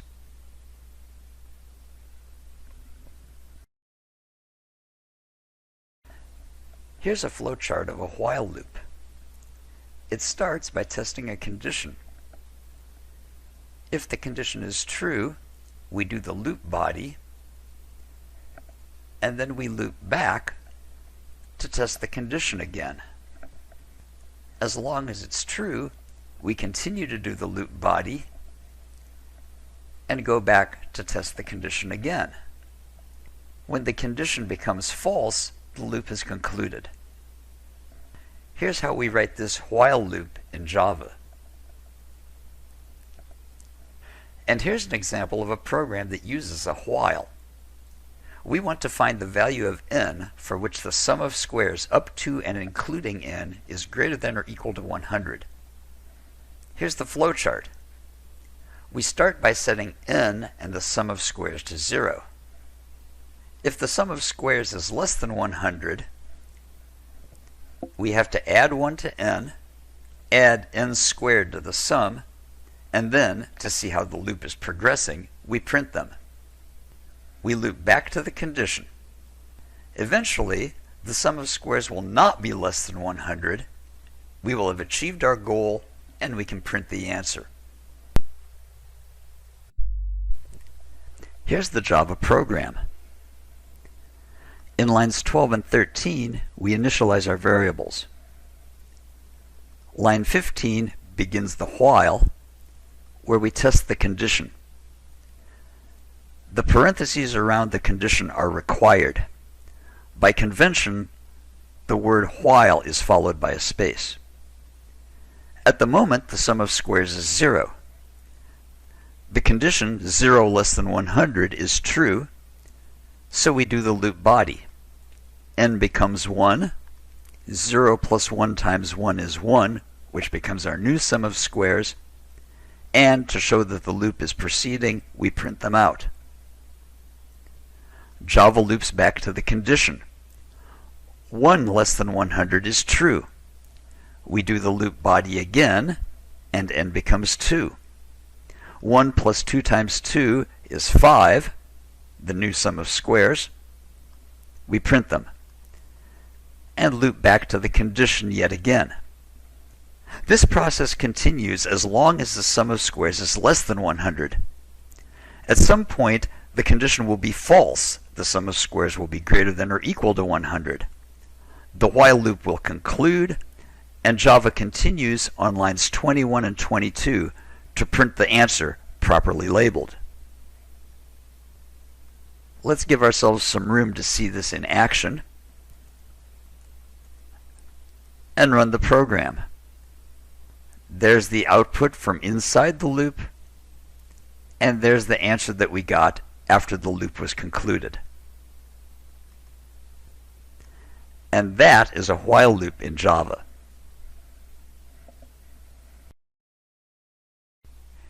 Here's the flowchart for a program that asks the user for a year and tells them whether it's a leap year or not. Here's the code. There's nothing wrong with it, except that when we test the program, it only does 1 year at a time. If we want to test another year,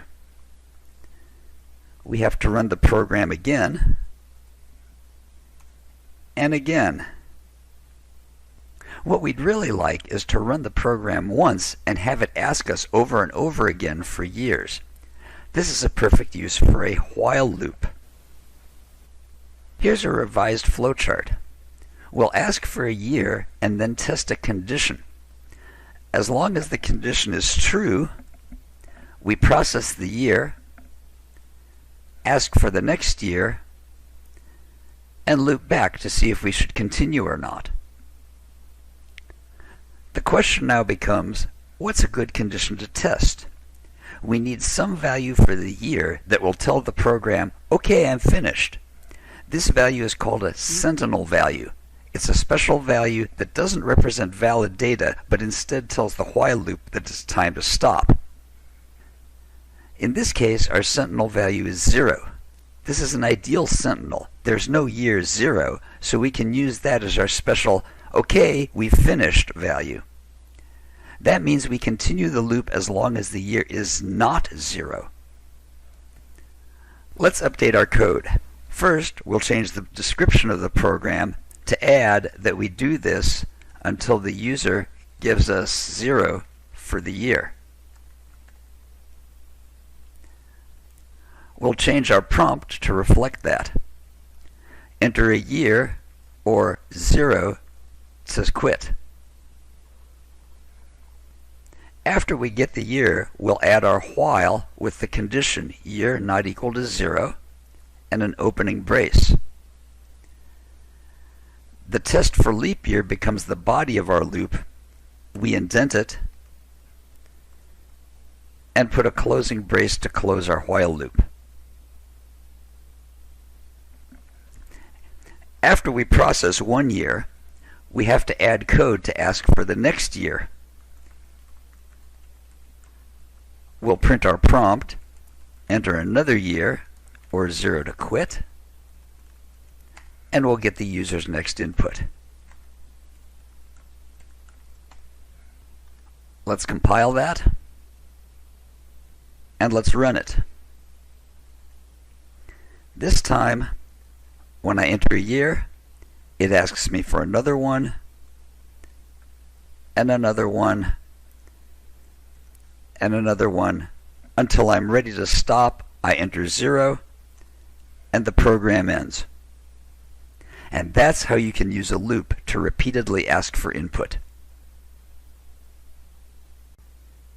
In the preceding video, we had to ask for input twice, once before entering the loop, and then at the bottom of the loop to get the next number. Here it is in the code where we do input outside the loop and inside the loop at the bottom.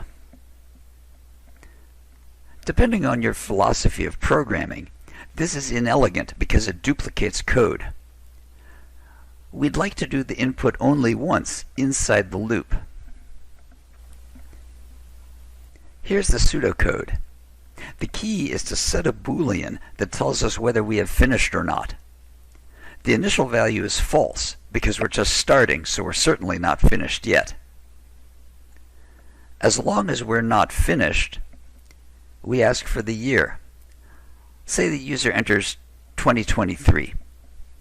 2023 is not 0, so we determine whether it's a leap year or not. It isn't, and print the result.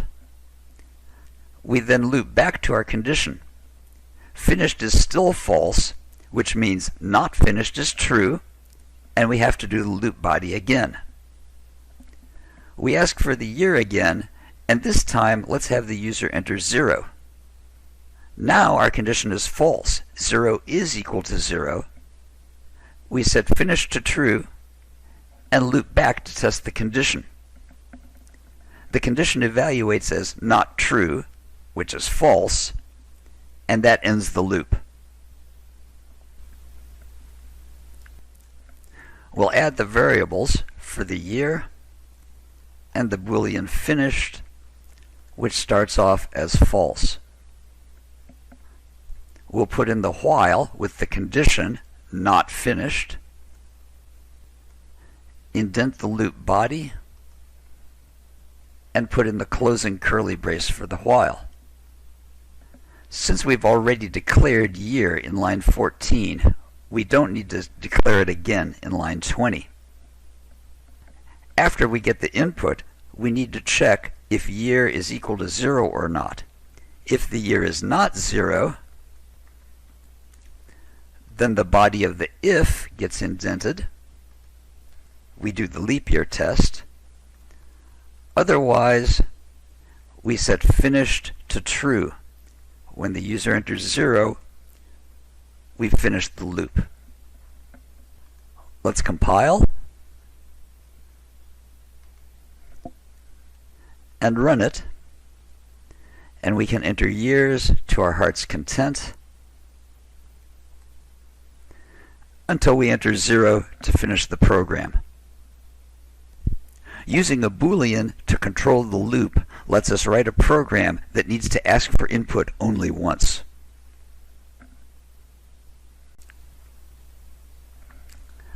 In the preceding videos, the reason we had to do input before the loop and at the bottom, or set a boolean to tell whether the loop is done, is because the while loop checks for the condition before it does the loop body.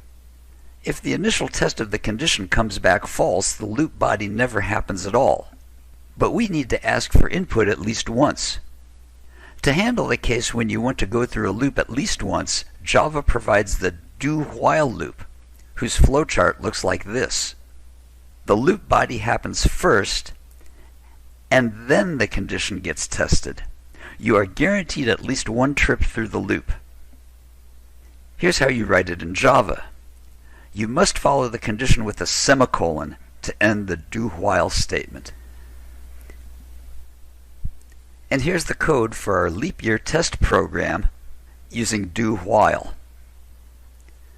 We start with do, and in the body of the loop, we'll prompt for input. If it's not 0, we'll check to see if it's a leap year or not, and print the result. And we do all of this as long as the year is not equal to 0. Let's compile and run it and see that it works exactly the same as the others. In summary, while tests the condition first.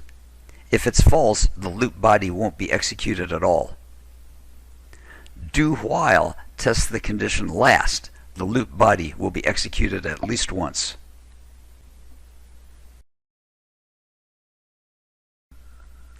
Here's the flowchart for an ordinary while loop. Sometimes you want to break out of a loop before the condition becomes false. You use a break statement to do that. Here's an example of a program that finds the smallest factor of an integer. I've highlighted the while loop with its break statement. Let's take a closer look at how this while loop works. Presuming that the user has entered 21 as their number, we start factor as 2. Our while condition tests if 2 is less than or equal to 21. It is, and that means we enter the loop. We then check to see if 21 is divisible by 2. It isn't, so we increment factor. We come back to the condition. 3 is less than or equal to 21. 21 is divisible by 3. That ends our loop, and the correct answer is that the smallest factor of 21 is 3. Some people don't like to use break as it provides a second exit point from our loop. The first exit point is the condition, the second one being the break. If I see something like this in your programs with while true, I get very suspicious that you haven't thought through your conditions. There are two ways to get around needing break. One is to set a Boolean flag, as we have in this program. On line 18, I set a Boolean named found to false. Our loop condition changes. While we haven't reached n as a factor and we still haven't found the smallest factor, we test to see if n mod factor equals 0, if it's divisible. If so, we set found to true. Otherwise, we go on to the next factor. At some point we will find something that's divisible, found will be true, and this compound condition will come out to false and will exit the loop from the condition. The book says that this is much less readable than break. However, we can go one step further and eliminate both the break and our Boolean flag. In this version of the program, we put our test for divisibility into the while loop condition. As long as the factor is less than or equal to n and it doesn't divide it evenly, we move on to the next number. Pulling the break condition into the while condition takes extra thought and planning, but it's well worth it. The other concept that I want to touch on very briefly is continue. Continue jumps to the end of the loop and starts the next iteration. It doesn't exit the loop. This is not as commonly used as break. You can almost always use an if statement to get the same effect. Here's a program that uses continue. The program counts from 1 up to 10, skipping over 7 and 8. Let's run the program, and you'll see that it does exactly that. In summary, though you will very seldom need a continue to skip over part of a loop iteration, you'll more often see break used to provide an extra exit from a loop, though you should use it carefully and only when absolutely necessary.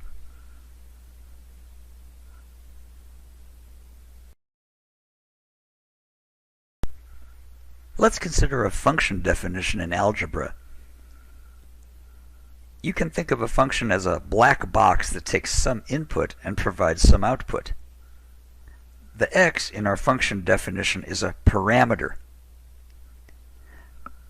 When we apply the function, in this case by calculating f of 1.5, 1.5 is the argument of the function. It's the input to our black box. The result of applying the function, the output from the black box, can be assigned to a different algebraic variable, in this case y. The Java term for a function is a method. How do we make an equivalent method in Java? First, we start off with a modifier. For now, we will always be using public static. More on that later in the course. We then give the name of the method and our parameter name. Here's where we part company with the world of algebra. In algebra, we just sort of know that the domain and range of f is the real numbers. In Java, we must specify the type of the parameter and also the type of the value that the method returns. In the body of the method, we calculate the result and use the return statement to send back the result. In algebra, you apply a function. In Java, we call a method. Here's an example of a method call. On the right-hand side, the argument 1.5 is copied into the parameter x. It's used in the calculation, and the result gets returned. and that becomes the value of the right-hand side, which is then assigned to y. Let's write a program to solve this problem. Which combination of quantity, price, and discount is cheaper? Here's the code with the method named getTotal to calculate the total price, and a main method that calls getTotal. What really happens when we call methods in Java? We start in the main method, and Java allocates memory for variable amount1. Every time Java starts a method, it creates a stack activation record that keeps track of the method's variables. Java then has to evaluate the right-hand side of the equal sign. This requires a call to getTotal. That call creates a new activation record that gets stacked on top of the record for main, sort of like a stack of building blocks. GetTotal allocates space for the three parameters, and the three arguments, 12, 3.5, and 7.5, get copied into those parameters. We then calculate the total, and then get to the return statement, which does two things. It takes the method's activation record off the stack and sends the return value back to the method that made the call. Now that we have the value of the right-hand side, we can assign it to amount1. Continuing on in main, we allocate room for variable amount2, and on the right-hand side there's another call to getTotal. Java once again creates an activation record for getTotal and stacks it on top of mains. It allocates room for the parameters and copies the argument values 14, 3.05, and 9.25 into the parameters. We again calculate the total using these different numbers and get to return, which removes getTotal's activation record from the stack and sends the total of 38.75 back to the caller, where it gets assigned to amount2. And that's what happens behind the scenes in a Java method call. Java lets you define multiple methods with the same name. This is called overloading a method. Here's a method that returns the maximum of two integers.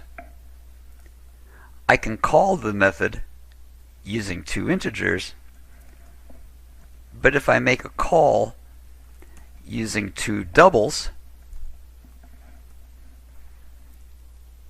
and try to compile it, I get an error. The solution is to create a new method that returns a double that has the same name, as long as the parameter list has either a different number of parameters or different types for those parameters. Java will let me do this. The code inside the method will be exactly the same. Now, when I compile the program, it succeeds. When I make this call with two integers, Java will select this version of the max method to call. When I make this call with two doubles, Java will call this version of the method. What happens if I try this? 3, which is an integer, and 4.7, which is a double. Which one gets called then? The answer is Java figures out which is the best match. The best match is this one, and the reason is because the integer 3 can be promoted to a double, whereas the 4.7 cannot automatically be converted to an integer. I can even overload to have more parameters. I can have an integer returning method called max that takes 3 integers A, B, and C. In this case, the algorithm says take the maximum of A and B and then return the maximum of that value and C. Again, when Java sees this call, it'll find the best match. Since A and B are integers, it'll call this method. And the same will happen here.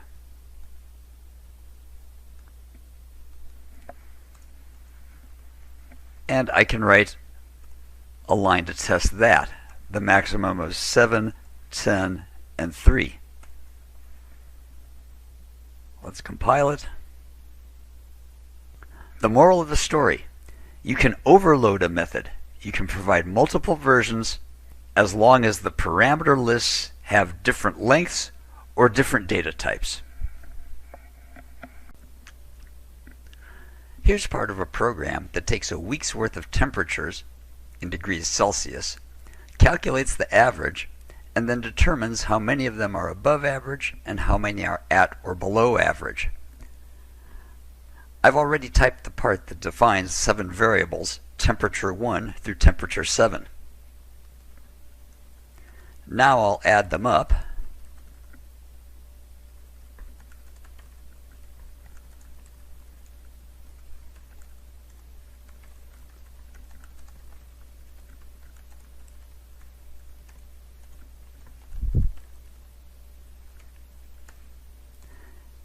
And calculate the average.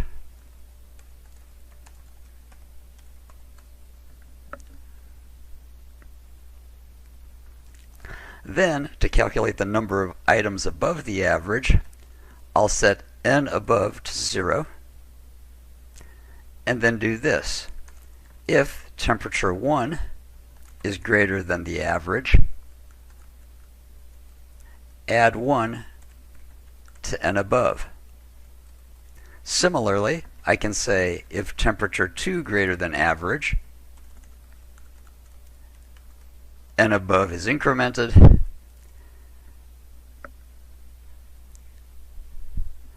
and then I'll copy and paste it. 1, 2,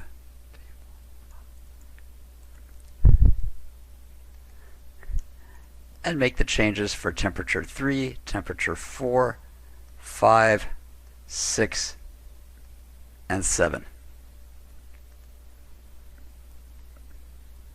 And now let's put in some code to display the output. The average temperature for the number of days,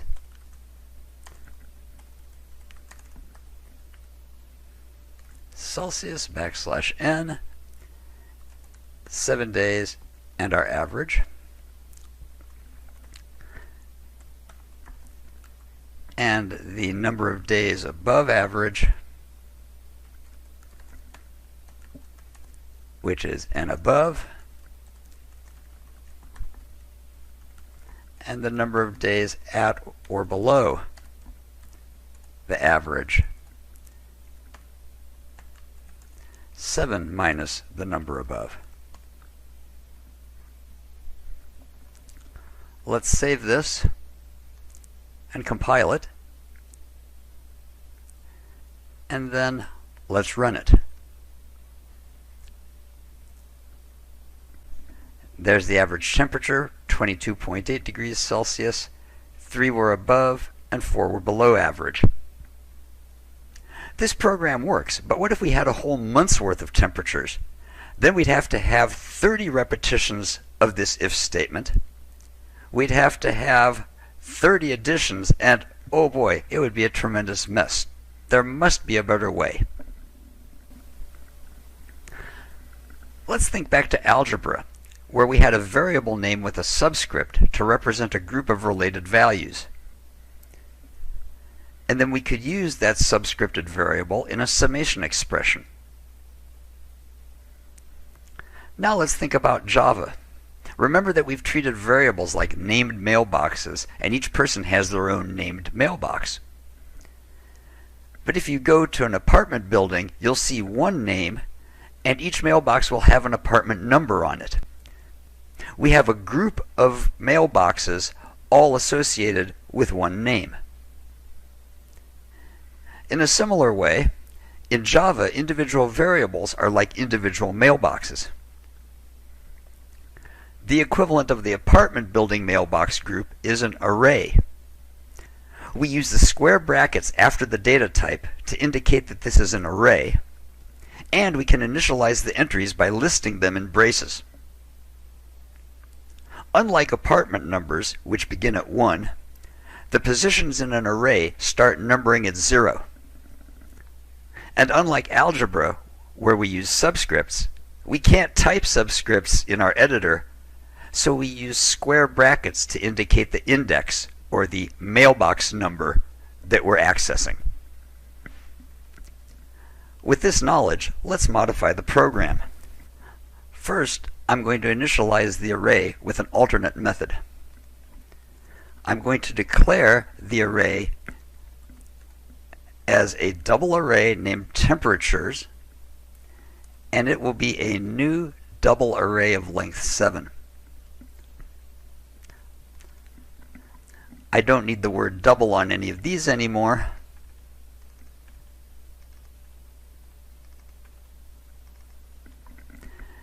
And I'm going to change them to individually set each element of the array, starting at element 0, element 1,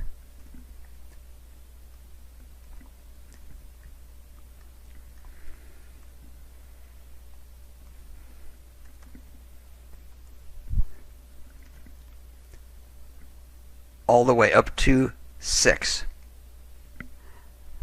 Now, instead of adding up all of the items in one expression, I'm going to do something that looks really weird.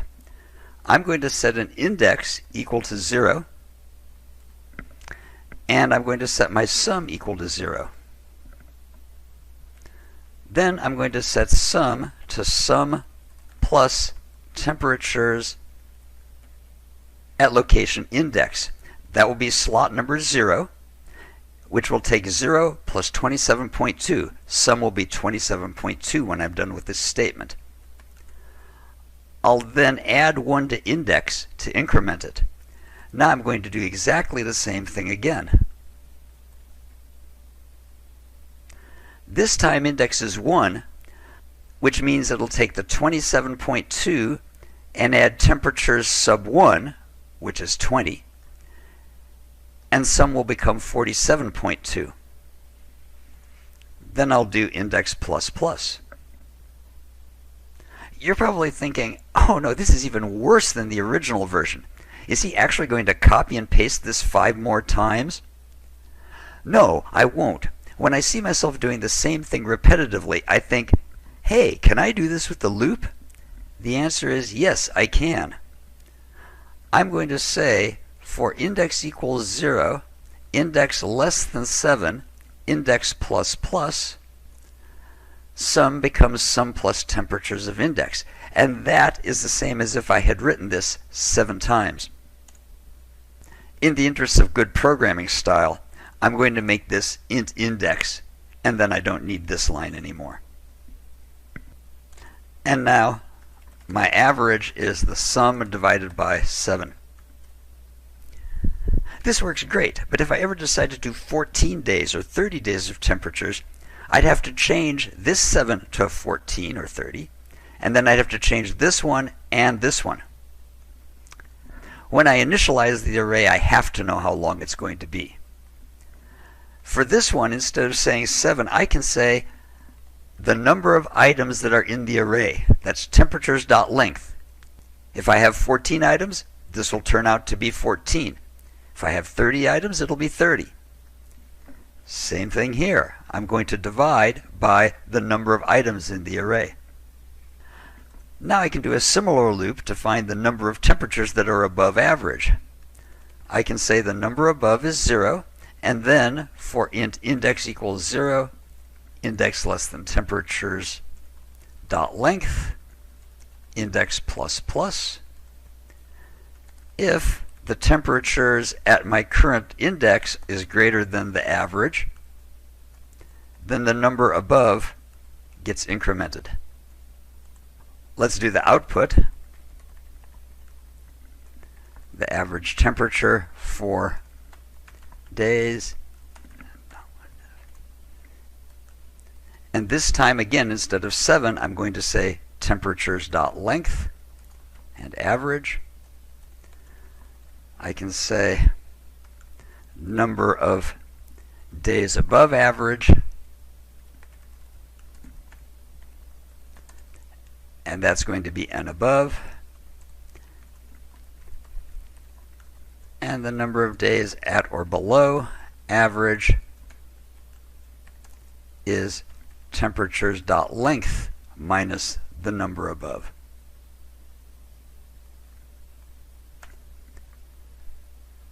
Let's compile that, and let's run it. And you'll see that it does exactly the same as the other one, except the program is a lot shorter. Again, because I'm using temperatures.length everywhere, if I have more temperatures, my program is still going to work. Let me change to the brace initialization method and set the first 7 to the way they are here, and add a few more temperatures. Let's go up to 32.3, 31.8, 31.7, 30.0, 29.5, 29.5, and 29.3.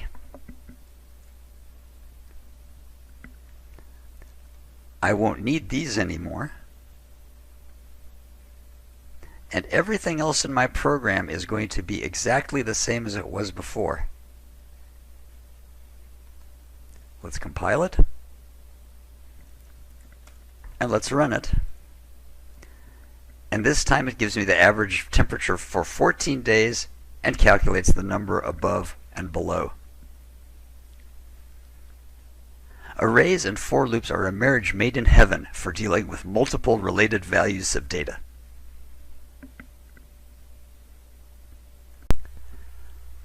Let's review what happens when you assign variables.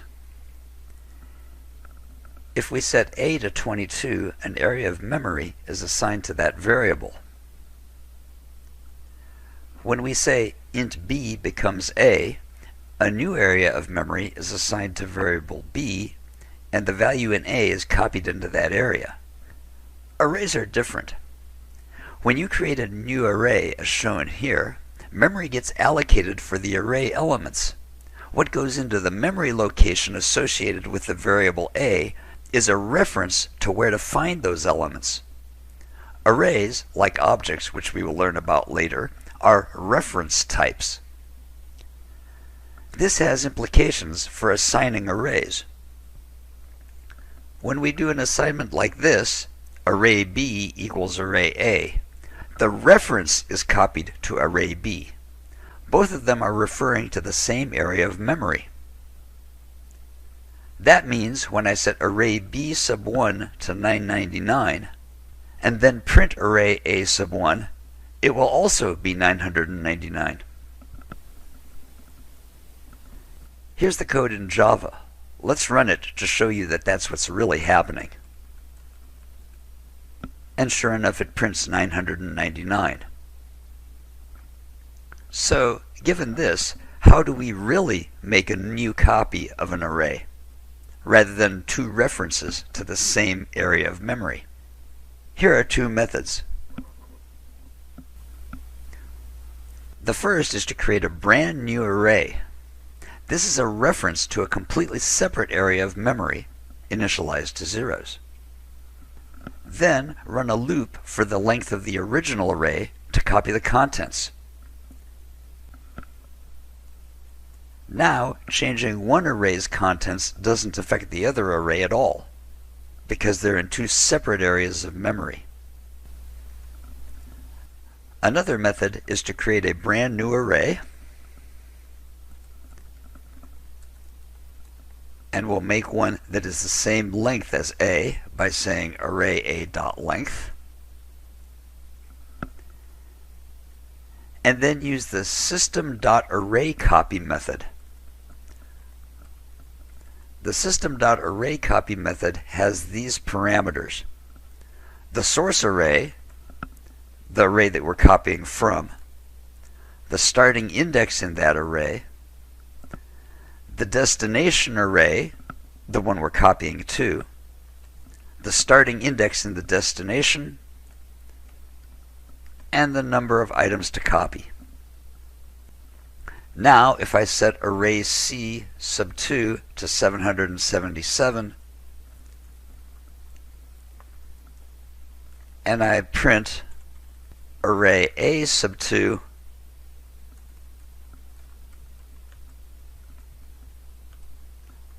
it will be different than the contents of array C sub 2.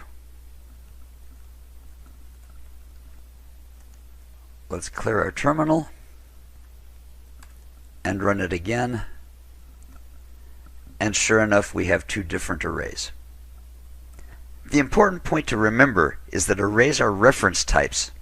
This will be important when we discuss objects and also when we investigate passing arrays as arguments to methods.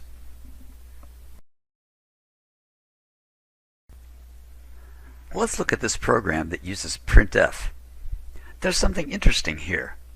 The first call has 2 arguments, the second call has 3 arguments, and the last call has 4 arguments.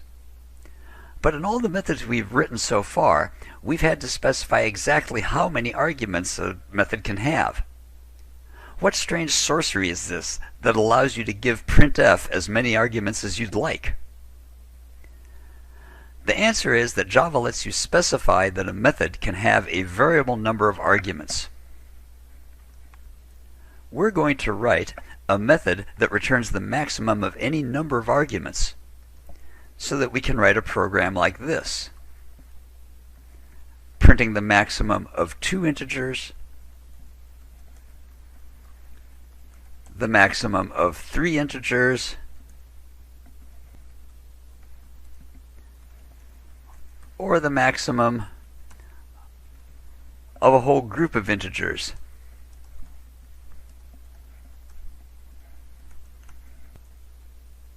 Here's the method header. It's going to return an int. We'll call it max, and the parameter will be int ... numbers. The 3 dots tell Java to expect a variable number of arguments and to treat them as if they were an array. The body of the method looks like this. We'll set our maximum value to be the first argument, which is the first element of the argument array in this case. And then we'll iterate through the remaining numbers.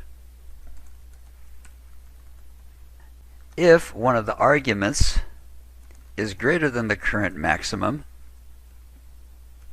it becomes the current maximum. When we're out of the loop, we'll return that maximum. Let's compile that, and let's run it.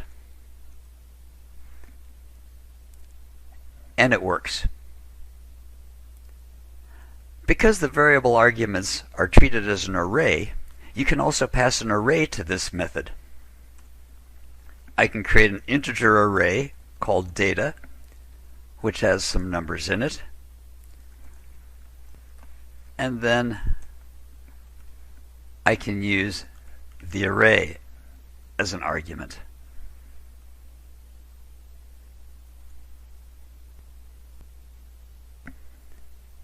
Compile and run, and that works too. There are 2 restrictions on using variable arguments.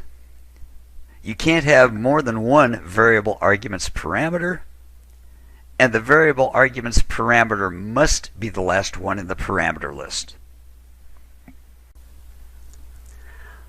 One of the things we commonly do in programming is find where an item is within an array. Consider this array of integers. We'd like to find out where the number 15 is in the array. The way we do it by hand is to scan the array from left to right until we find the number, as in this case, or if we get to the end and we haven't found the number. Let's write the code to do a linear search through a data array, looking for a given value and returning the position where it was found. We'll run a for loop starting at the beginning of the array, as long as the position is less than the length of the array, one position at a time. And if the data at the position that we're looking at equals the value we're looking for, we'll return that position. If we get out of the loop without returning anything, that means the value wasn't in the array, and we'll return -1 to indicate an invalid index. Here's our main program. It sets up an array of integers and then has a do-while loop that asks for a number to find, a value, does a linear search through the data array and tells where it was found, and prints the result. Let's compile that. And let's run it. We'll look for 15. It's at index 3. Let's look for 78, which isn't in the array, and it gives us back a -1. When testing a program, you want to test at the boundaries.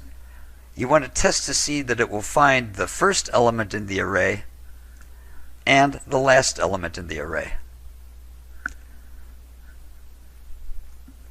And this program works. That's our linear search. Although the program works, my personal preference is to have only one return from a method than having two different places where we return a value. Let's rewrite this method to use only one return. The way we're going to do this is we're going to start our position at 0. As long as there are items left to look at in the data array, and the one that we're currently looking at is not equal to the value, we move on to the next position. Once we exit the loop, we're going to see if the position is less than the length of the array. If so, that's where it was found. Otherwise, it's not found. And we'll use the ternary operator instead of an if statement. We're going to return if the position is less than data.length, the position, otherwise -1. Let's compile that, and let's run it. 15 is found at index 3, 78 isn't in the array, 37 is at the beginning, and 56 is at the end. And this algorithm also works. One thing to note, the time required for this algorithm is proportional to the number of items. If your array has 60 items, then on the average it will take 10 times as long as when the array has only 6 items. In our next video, we'll examine a more efficient search, the binary search. Consider this array with a list of 2-letter country codes. They're already in alphabetical, sorted order. Let's say we want to find ES, the country code for Spain. We can use the fact that the array is sorted to our advantage. We'll set an index to the low and high elements of the array and mid to the middle element using integer division by 2. ES comes alphabetically before HU, and because the array is in order, that means we don't have to look at HU or anything that comes after it. Instead, we'll set the high marker to 1 less than the middle index and recalculate the middle point. ES comes after DE, so we set the low marker to 1 past the middle, eliminating Austria, Australia, and Germany, and recalculate the middle point. We found Spain, and we return its index, 3. What if we'd been looking for Fiji, FJ? In that case, since FJ is bigger than ES, we'd recalculate, and now our low and high indices would meet. FJ is less than the middle element, which means we set the high element to the middle minus 1, at which point the high and low have switched places. Whenever that happens, that means the item isn't in the array. It so happens that at this point, the low index shows where the item would go if it were to be inserted in the array. Now let's write the program that implements this algorithm. Here's our main method. It defines the array of countries, and then, in a do-while loop, it prompts for a country code, reads it in, converts it to uppercase, and does a binary search through the countries array to find the given value.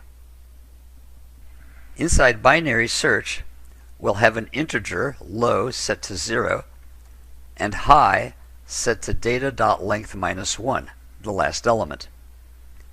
As long as the high index is greater than or equal to the low index, we'll set the middle element to high plus low divided by 2. If the data at the middle index equals the value we're looking for, we'll return the middle index. Otherwise, if the value compared to the middle index is less than 0, which means the value is less than the middle point, we'll set the high point to mid minus 1. Otherwise, since it's not equal or less than, it must be greater than, and we'll set the low point to mid plus 1. That ends our loop. The question now comes, what should we return when we get out of the loop if something's not found? We could return minus 1. But since low tells us where the not found value should go, why not return negative low? That looks good until you realize what happens when something belongs at position 0. It would return negative 0, and negative 0 is indistinguishable from 0. The answer is, let's take negative low and subtract 1. That way something that belonged at position 0, which wasn't in the array, would give us a negative 1. Let's compile this, and let's run it. We'll search for ES, found at index 3. And again, let's test with the beginning element and the ending element, and one that isn't in the array at all. And there's our working binary search method. How does this search perform compared to linear search? Really well. Let's say we have 1,000 items, all in order. Our first test eliminates 500 items from consideration. The next will eliminate 250, then 125, and so on. It will take a maximum of 10 comparisons to find any item in a list of length 1000. The performance of binary search is proportional to log to the base 2 of n, but it only works when your data is in sorted order already.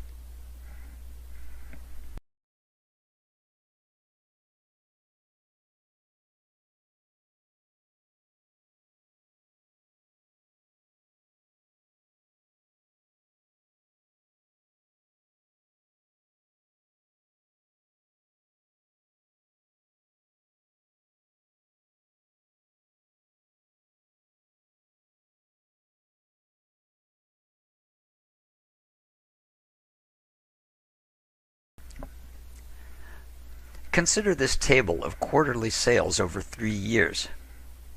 It's a two-dimensional table with rows and columns. Here's how we represent it in Java. We use 2 sets of square brackets instead of 1, and we put each row of the table in its own set of braces. You might be thinking, that looks a lot like an array that has 3 arrays in it, and you'd be entirely correct. Here's what's happening behind the scenes. Sales is a reference to an array of length 3, as there are 3 rows, and each item in that array is a reference to another array that has the elements for that row. That means that if we ask for the length of the sales array, we'll get 3. Let's go to a Java program and try it.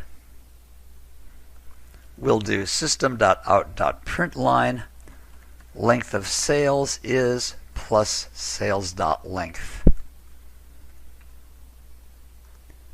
Compile it and run it, and the length of the sales is 3. If we want to find out how many columns the array has, we look at the length of one of its rows. Let's find the number of columns in row 0 is sales sub 0, which is the first subarray, and its length.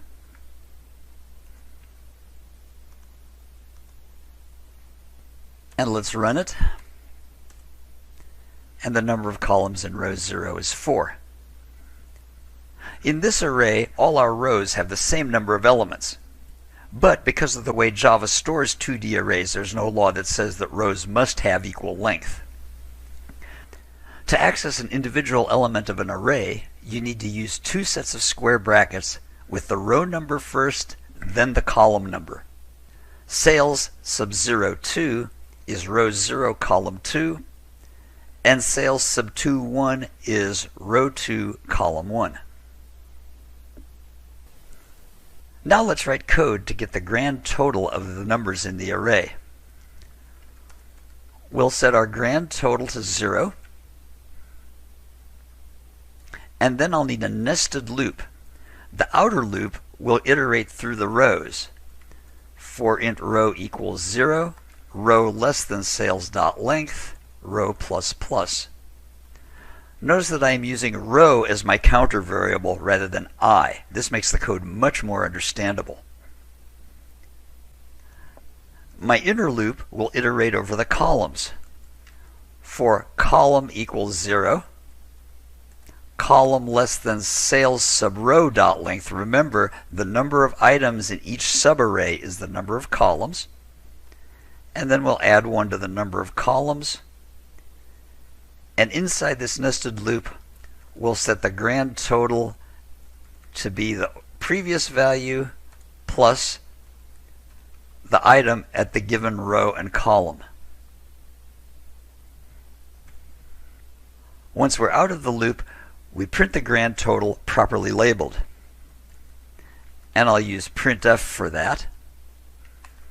The grand total is done, and with 0.2f so it looks like a monetary format,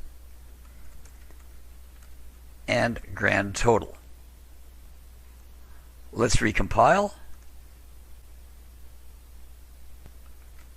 and rerun it, and the grand total is 186. Now let's get the yearly totals. We'll set a constant base year to be our first year, 2016.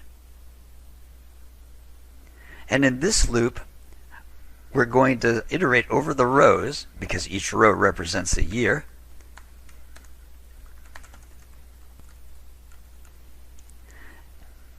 And at this point, we set our yearly total to 0. Unlike the grand total, we have to set the yearly total to 0 at the beginning of each year. Then we can run our column loop. For column equals 0, column less than sales sub row dot length, column plus plus. Our yearly total will be incremented by the sales for the given row and column. After we've processed a row, we print its results. Total for the year is, and the year will be the base year plus the row and the yearly total. The print on lines 27 and 28 is inside the row loop. We need to print this after we process each row. Let's compile. And let's run. And there are our yearly totals. Finally, we'll have another nested loop to print our quarterly results. This time the outer loop will iterate over the column because each column represents a quarter. For int column equals 0, column less than sales sub 0 dot length, and I'm using row 0 here because all of my rows happen to be the same length. In this case, I'm going to set my quarterly total to 0 at the beginning of each column, and then I'll go down the rows for that column.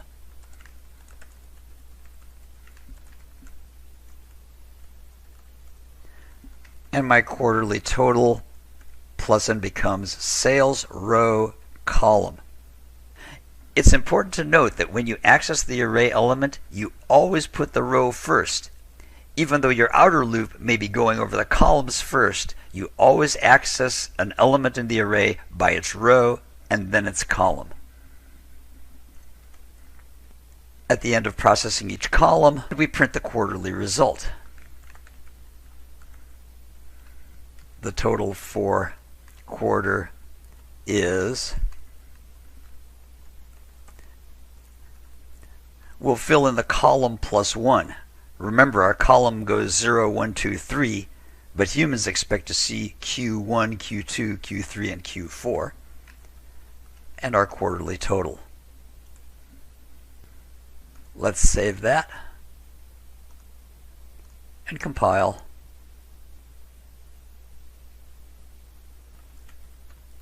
And run. And that's what you need to know to work with multidimensional arrays. Here's a table where we've asked people to choose their favorite pairs of colors from these choices. The order of the colors doesn't matter, so we need to fill in only half the table. Red and blue is the same combination as blue and red. We can represent this in Java with the following two-dimensional integer array. Each of the rows has a different length, but that's okay. Because remember, a two-dimensional array is an array of arrays, and as we said in the preceding video, there's no law that each subarray needs to have the same number of items in it. When you have an array with differing numbers of elements in each row, that's called a ragged array. Let's write a program to total up how many people gave their opinions in this survey. Here's our ragged array, and we'll set our total number of people to 0. Then we'll run a loop for each row in the array. For int row equals 0, row less than choices dot length, row plus plus. The inner loop iterates over the columns. Now it's crucial to use choices sub row dot length as our loop limit because each row's length is different. Inside the inner loop, we set the number of people to the number of people plus choices at the given row and column. And when we're out of the loop, we print the results.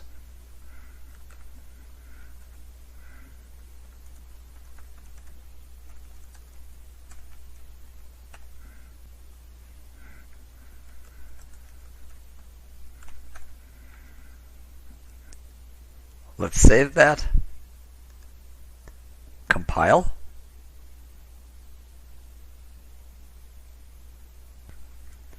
and run it. And there's the answer. One final note. In this case, each row was one longer than the preceding row. But again, there's no law about that either. Let's switch these two rows.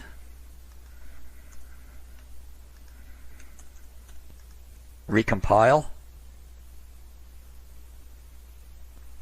And rerun. And it still works because we were careful to get the correct number of columns inside the inner loop. Let's take a look at this program that calculates the area and perimeter of two rectangles. We start with the methods that do those calculations, and then in main we declare variables for the width and height of the first rectangle and print and calculate the area and perimeter. Then we set the width and height of the second rectangle and calculate and print its area and perimeter. There's nothing wrong with this program. It works exactly as advertised.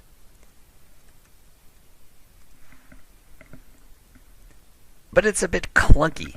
We have the width and height as independent variables, and they're separate from the methods, getArea and getPerimeter, that work on them. Wouldn't it be nice if we could put them all in a box and tie it up with a nice neat bow? That is part of what objects do for us.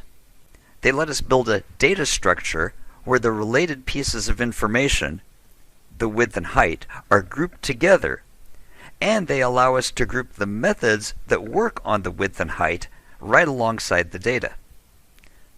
We group things together in a class. Let's create a class called rectangle, which will go into a file called rectangle.java. In the class, we define the data that belongs to the class. A rectangle has a width, and a rectangle has a height.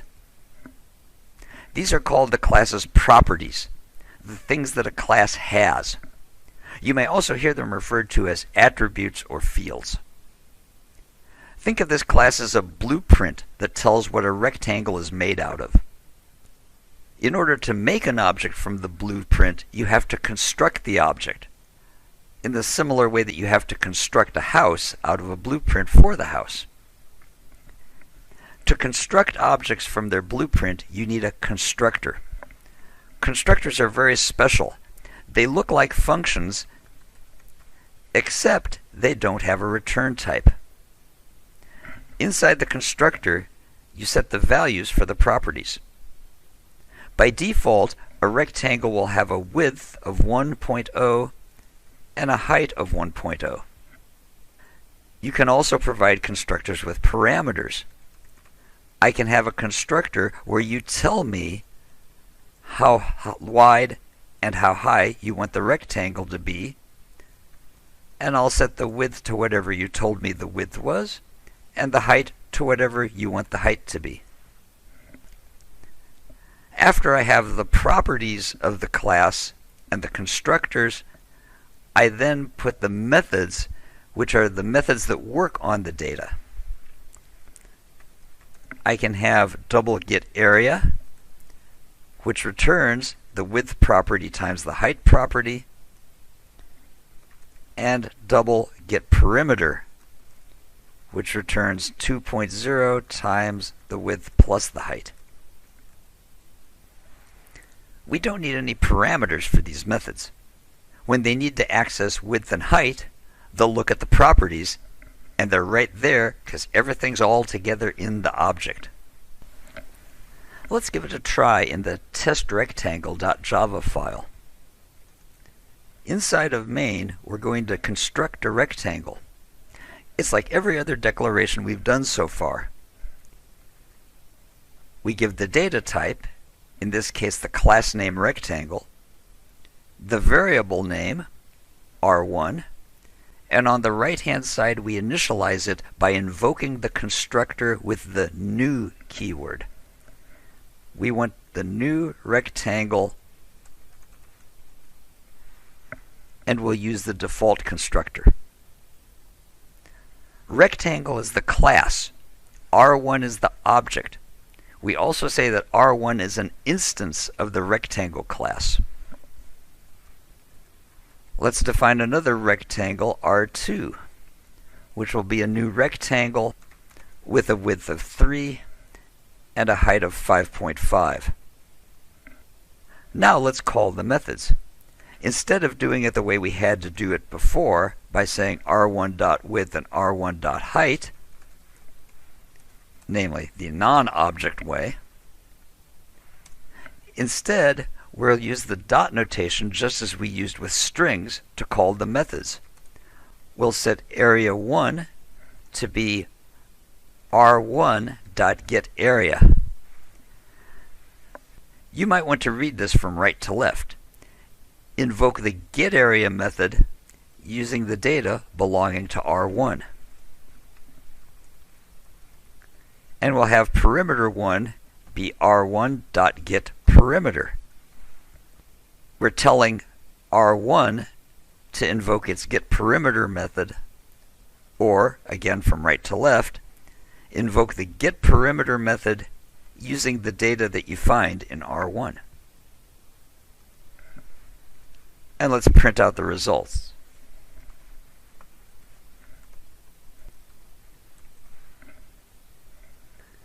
Let's save that and compile it. And let's run it. And let's do likewise for the second rectangle, which we'll do without intermediate variables. We'll print area and perimeter, and this time we'll tell R2 to use its getArea method, and we'll call the getPerimeter method for the object R2 to use its data. Let's compile and run. And that works as well. And that's a quick overview of objects. In the next videos, we'll go into more detail about classes, properties, constructors, and methods. In the preceding video, we went directly from a statement of the problem to the code. The design of a rectangle was sufficiently straightforward that we skipped the design phase. However, for any non-trivial program involving classes and objects, you really want to spend time designing them. And the vehicle for doing that is a Unified Modeling Language, or UML diagram. At the top of the diagram, you put the class name. Then you list the properties and their data types. Unlike Java, the data type follows the property name. Finally, you list the methods for the class. Again, the return type follows the name rather than preceding it. You can also represent objects in UML format. Here are the two rectangles we created in the preceding video. For objects, you give the variable name and its data type, and then the values of the object's properties. We'll be revisiting UML diagrams and showing more of their features in upcoming videos. When we deal with primitive types like int, double, char, and boolean, the data is stored directly in the memory address for the variable. When we do this assignment, j is assigned k, the current value of k is copied into j's memory area. But when we create objects, the variables hold references to the memory area that contains the data. Now, what happens when we do this assignment that says R2 is assigned R1? The contents of R1 are not copied into R2. Instead, R2 is set to refer to the same object as R1. The area of memory previously referenced by R2 is no longer accessible. A process called the garbage collector will reclaim that area of memory to make it available for other objects to be allocated. Because R1 and R2 now reference the same memory area, this code, setting R2.width to 7 and then printing R1.width, will produce an output of 7.0. And here's the code to prove it. The takeaway from this video: primitives store their value directly in memory. Objects store references to the memory where the data is held.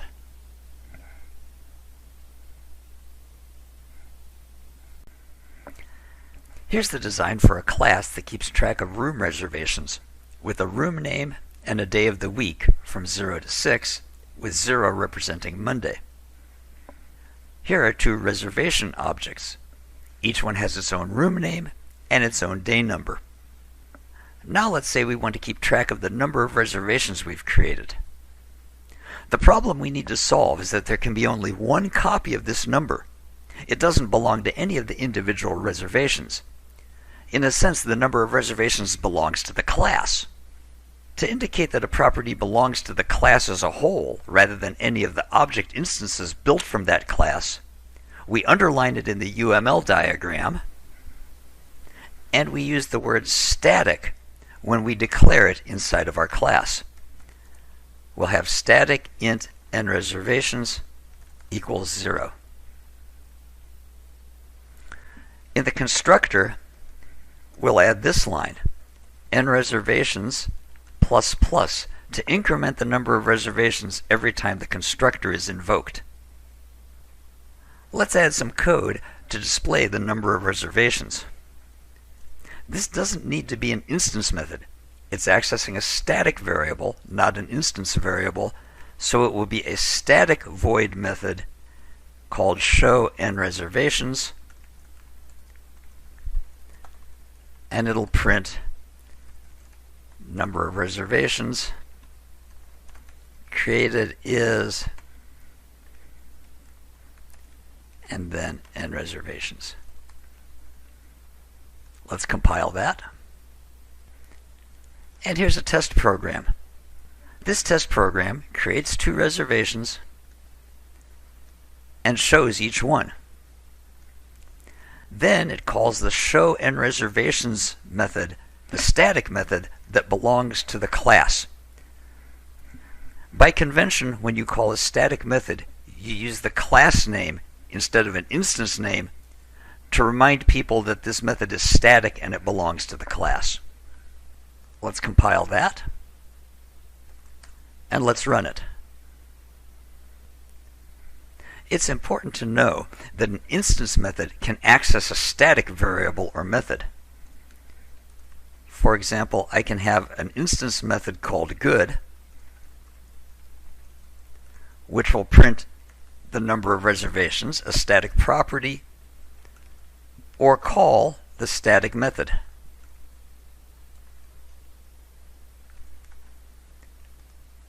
That compiles fine. It doesn't work the other way. If I have a static method, it can't access one of the instance properties, and it can't call an instance method. If I try to do that, I get a compile error that says a non-static variable or a non-static method cannot be referenced from this static context. Here's a table that summarizes access.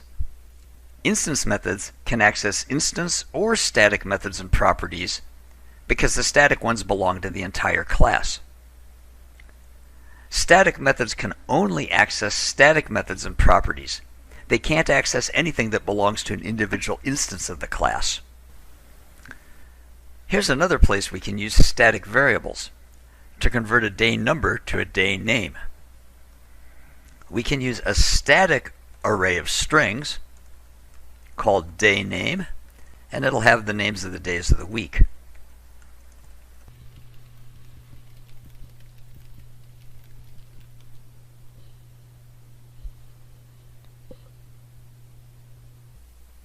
It never changes, so it can be final.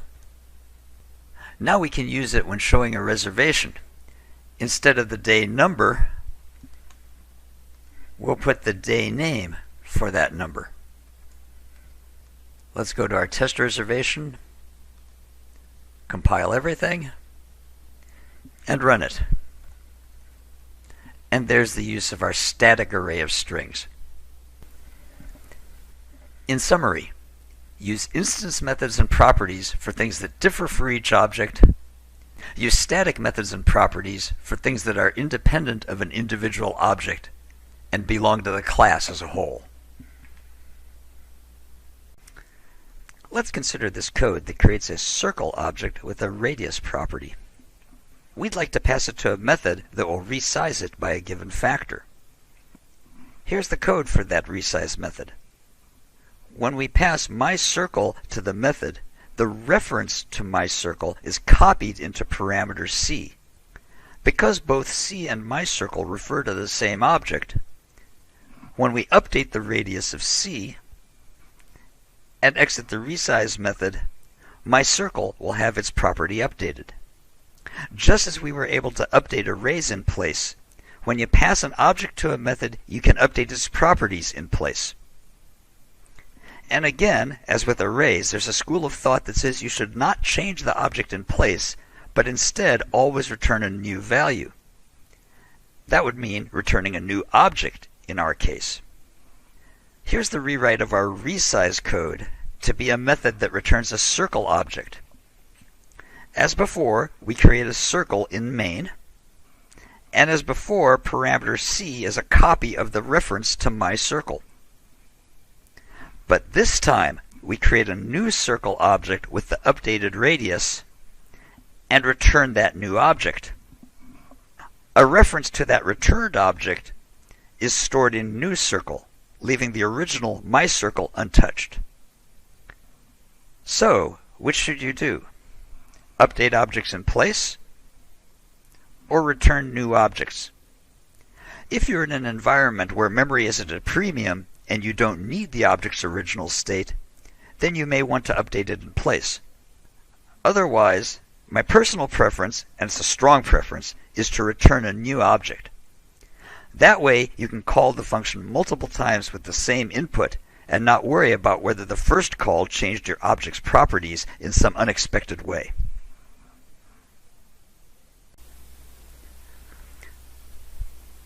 Here are the first 4 elements in the periodic table. We can create a Java class to represent a chemical element.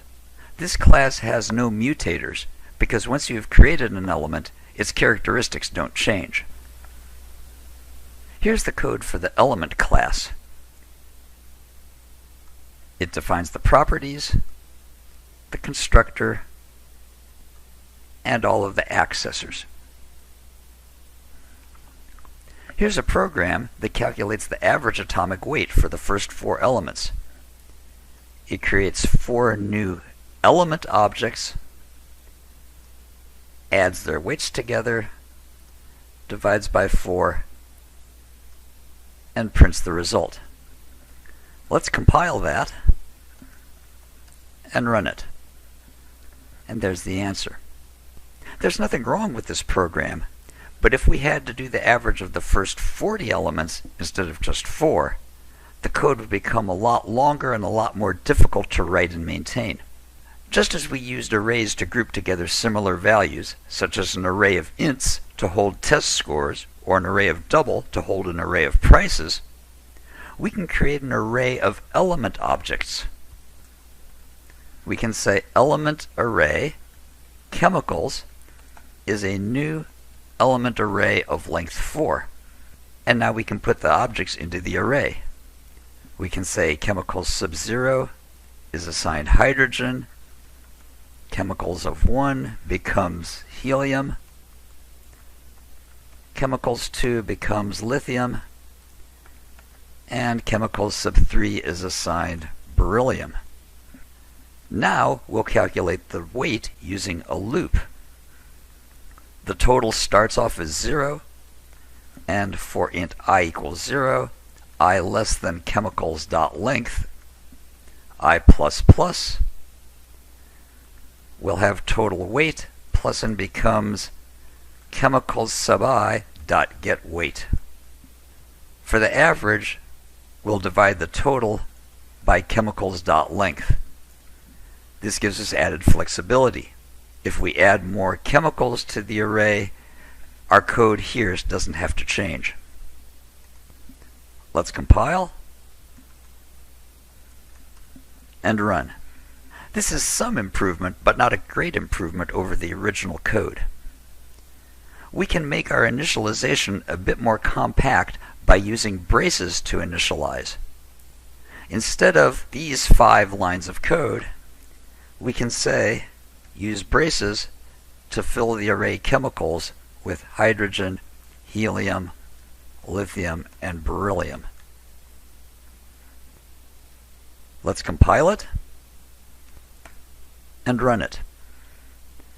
Again, it still works. We can also do the initialization directly without the need for our individual variables for hydrogen, helium, lithium, and beryllium. We'll put our declaration here, element chemicals equals, and then in curly braces, we say that it's initialized with a new element for hydrogen, a new element for helium, a new element for lithium, and a new element for beryllium. And we no longer need our temporary variables. Let's compile and run. It still works. Finally, one more improvement. Because arrays of objects are arrays, we can use a for each loop instead of a counting loop. We can say for each element EL in the chemicals array, we'll take total weight plus and becomes that element's weight. Let's compile and run.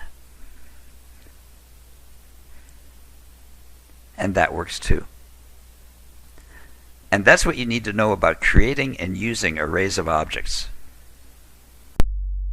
Let's start discussing object-oriented programming with something everybody understands. Toasters. In order to think in an object-oriented way, you need to think about the things an object has, its properties, and the things an object does, its methods. Usually we start out with properties. What does a toaster have? It has slots, 2, 3, or 4. It has a voltage, 110 or 220. A number of slices of bread currently in the toaster, from 0 to the number of slots. An on-off switch.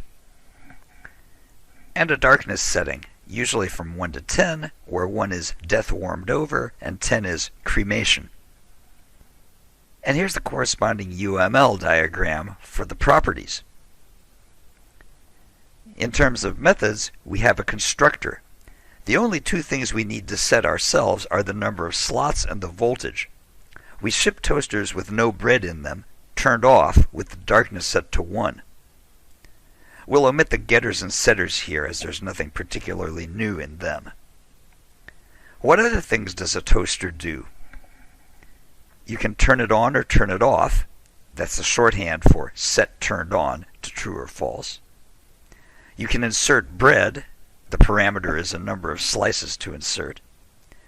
And you can pop the bread out, which sets the number of slices to 0. And you can convert the toaster object to a string for display for the users. And here's the code, with the properties, the constructor, the getters and setters, and notice, by the way, that when I set the number of slots, I make sure that it stays in the range 1 to 4. And I make sure that the voltage is either 110 or 220. And then the extra methods that I talked about earlier, turn on, turn off, insert bread, and pop bread. And here's toString. Here's some test code. I'm going to create a 2-slot toaster that has 2 slots at 110 volts. and a toaster for Europe with 4 slots and 220 volts. I'll turn on the 2-slot toaster, set its darkness control to 4, and insert 1 slice of bread, and then I'll print out both of them. Let's see what that looks like. And there's my output. That's all well and good, but in reality, no manufacturer builds the entire toaster themselves. Instead, they buy the power supply and the dials from some other manufacturer and then put them into the toaster frame, which they themselves build. In an object-oriented world, we use what the book calls composition or aggregation to make classes or objects that are composed of other classes and objects. We'll create a power supply and a dial class. The power supply has the voltage and whether it's turned on or not, and it does the turning on and turning off. The dial has a setting, and we're adding a minimum and maximum value to make it more generally useful. For example, some companies might want to buy a dial that goes from only 1 to 4 instead of 1 to 10. Our toaster object will now consist of a number of slots and the number of slices of bread, and the power supply object will take care of the voltage and turning on and off, and the dial object will take care of the darkness setting. The only methods we now have for the toaster are the ones that involve the parts that the toaster company is responsible for, inserting the bread and popping it out. In the code, here's our power supply object with the voltage and its on or off status, the constructor, the getter and setter, and the turn on and turn off methods. Here's the dial class, which has its properties, constructor, and the getters and setters. In the toaster, power now becomes a power supply object, and darkness becomes a dial object. In the constructor, we must then create a new power supply of the desired voltage and create a new dial for the darkness. When we insert bread, we must first check to see if the toaster is turned on.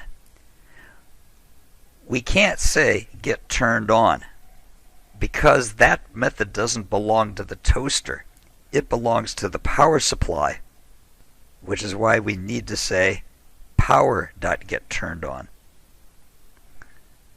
Similarly, in toString, we need to get the voltage from the power supply, and we need to get the setting from the dial in order to be able to use them.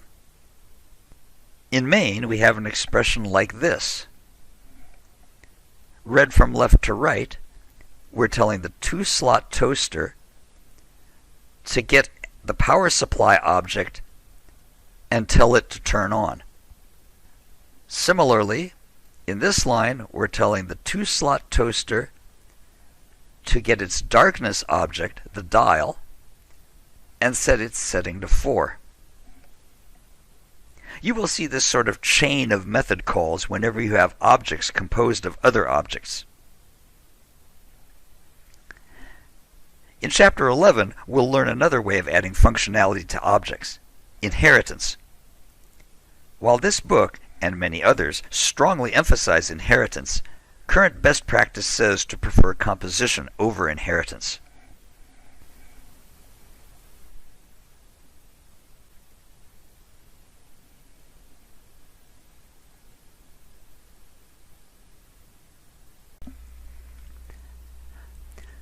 Here's a UML definition for a circle class that's part of a graphics program. It has a color, a boolean that tells whether it's filled or not, and a radius. It should also have a center x and y coordinate, but to save space I've omitted those. And here's the definition for a rectangle class. It also has a color, a boolean for filled, but this time it has a width and height. Look at all the fields and methods that they have in common. What if we were to add triangles, pentagons, and even more geometric objects? That would be a lot of unnecessarily repetitive code. We can avoid that repetition by using subclasses. We can create a class that contains all the common fields and methods and call it geometric object.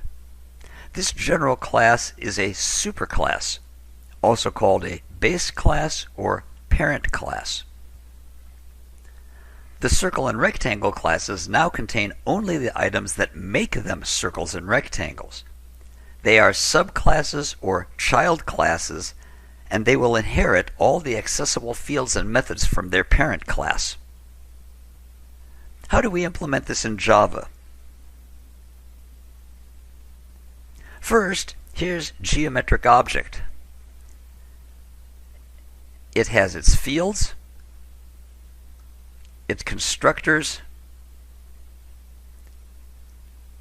the getters and setters, and a toString method. Here's the circle class, where we use the keyword extends to specify that a circle is a subclass of a geometric object. The only thing that we're adding to the fields is the radius, the thing that makes a circle a circle.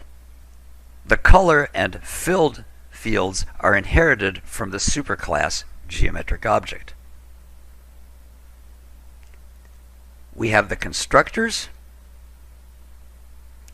the getter and setter for the radius, and the area and circumference methods, and finally our toString method. Let's take a closer look at the constructor.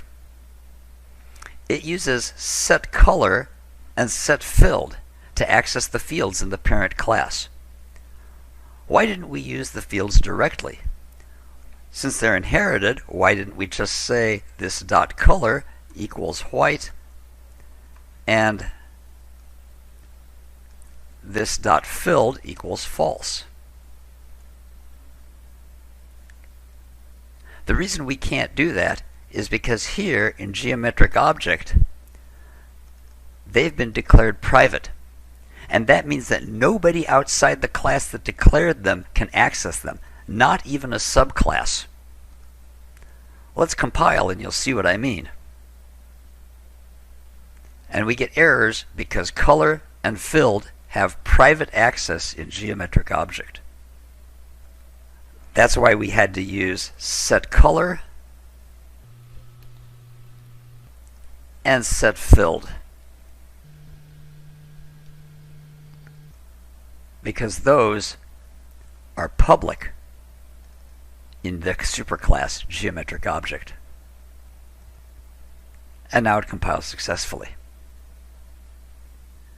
That's also why we have to use getColor and isFilled in the toString method. Let's take a look at the rectangle class. It again extends geometric object. So a rectangle is a subclass of a geometric object.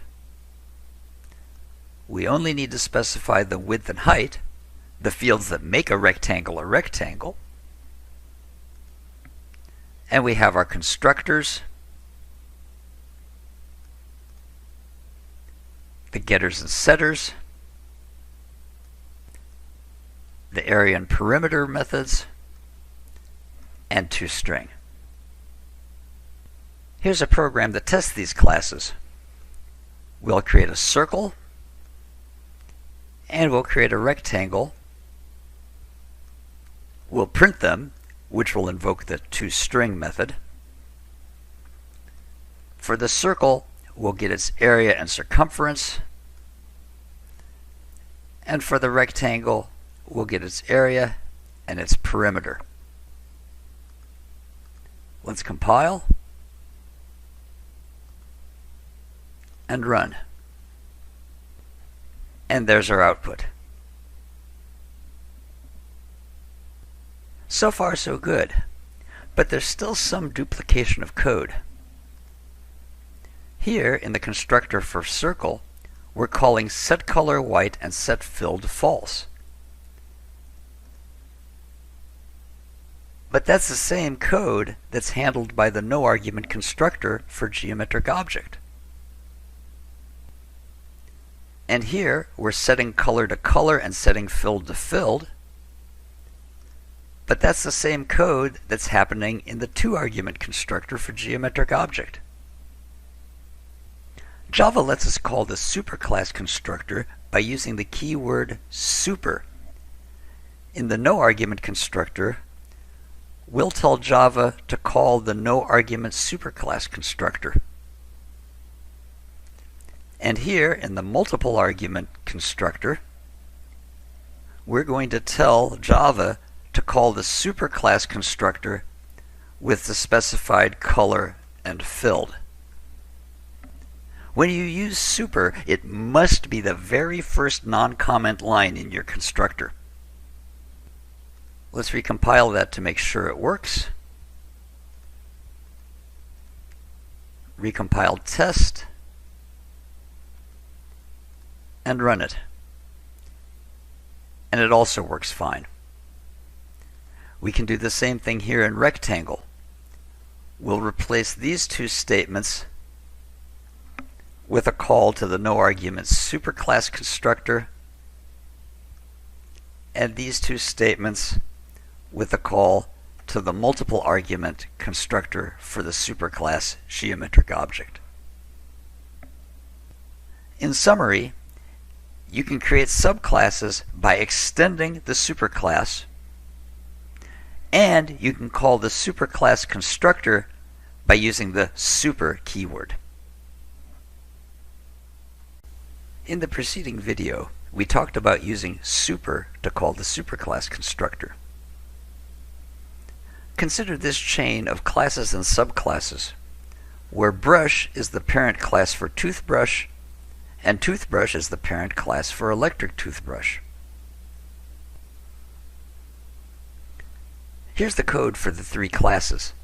I've left out getters and setters to keep the code size to a minimum. The brush class specifies the color, and here are its constructors. Toothbrush extends brush by adding a bristle type, and electric toothbrush extends toothbrush by adding a battery size.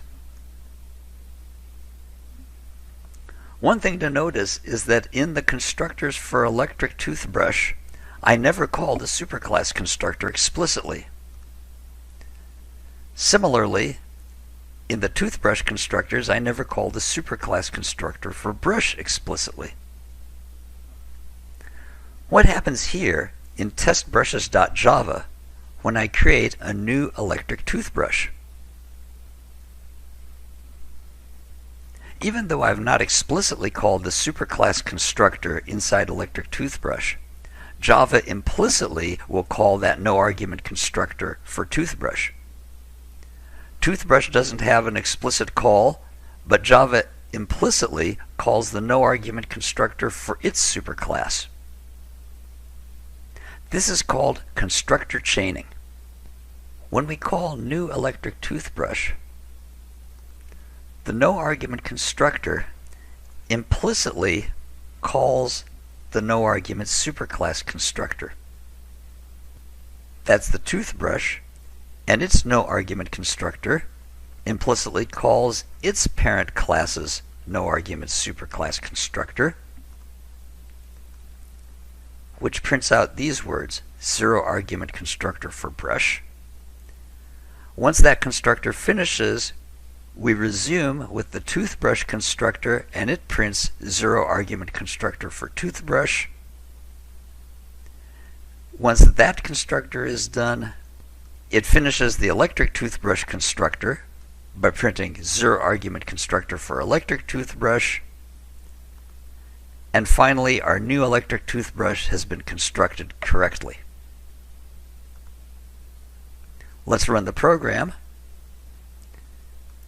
And sure enough, that's what happens. What if we do this? If we say electric toothbrush, electric2 equals new electric toothbrush, and we'll call its one argument constructor with the battery size AA. And we'll put a dividing line in here so that we can distinguish one set of output from the other. Let's recompile, and let's rerun. Again, it calls the zero argument constructor implicitly for the parent and grandparent classes. This brings up two questions.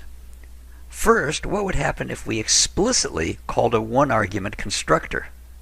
If here in electric toothbrush we called super with soft bristles for our toothbrush. The answer is that it would then explicitly call the one argument toothbrush constructor here, which would again implicitly call the zero argument constructor for the brush class. Let's recompile and rerun it.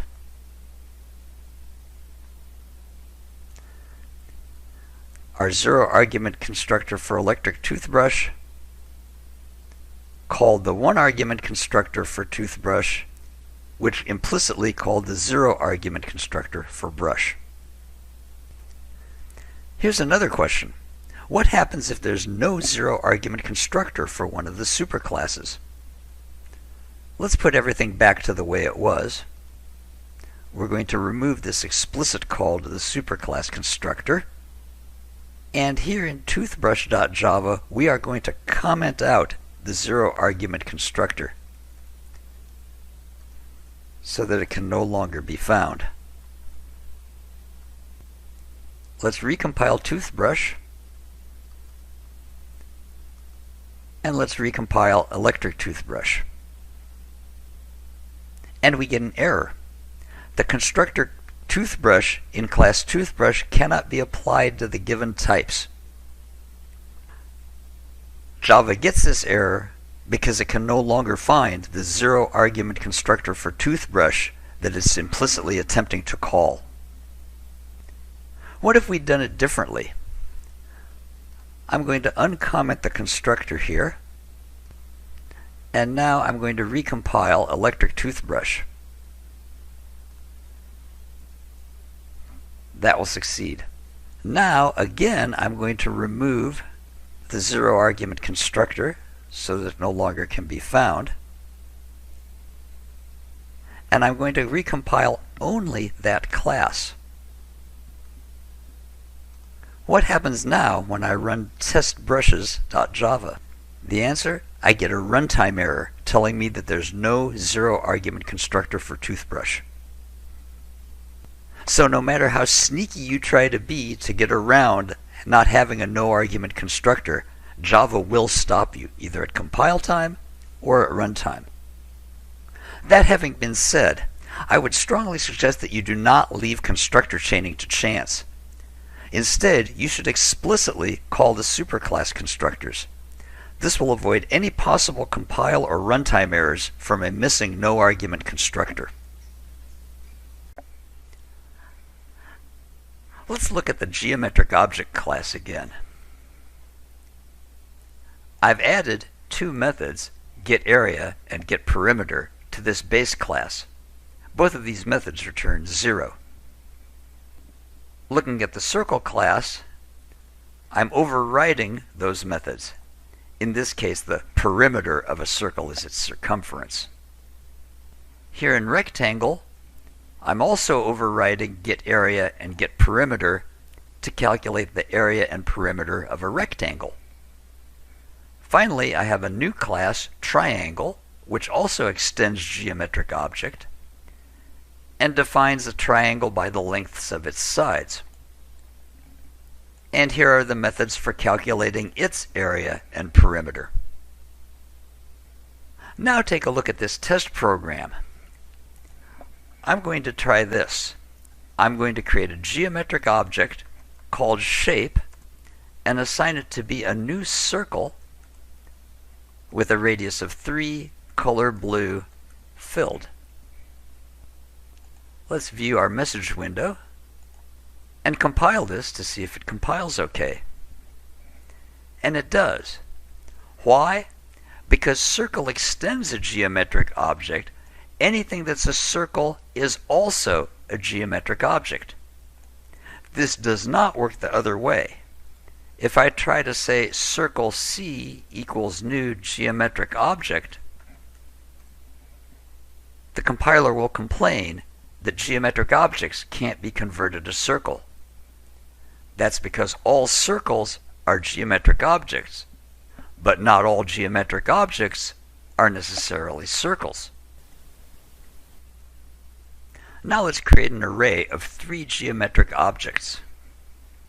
Again, all of this is valid because a circle extends geometric object, rectangles are geometric objects, and triangles are geometric objects. I want some code to get the total area of all 3 shapes. We'll set double total area to 0, and then have a for loop which goes through the entire array,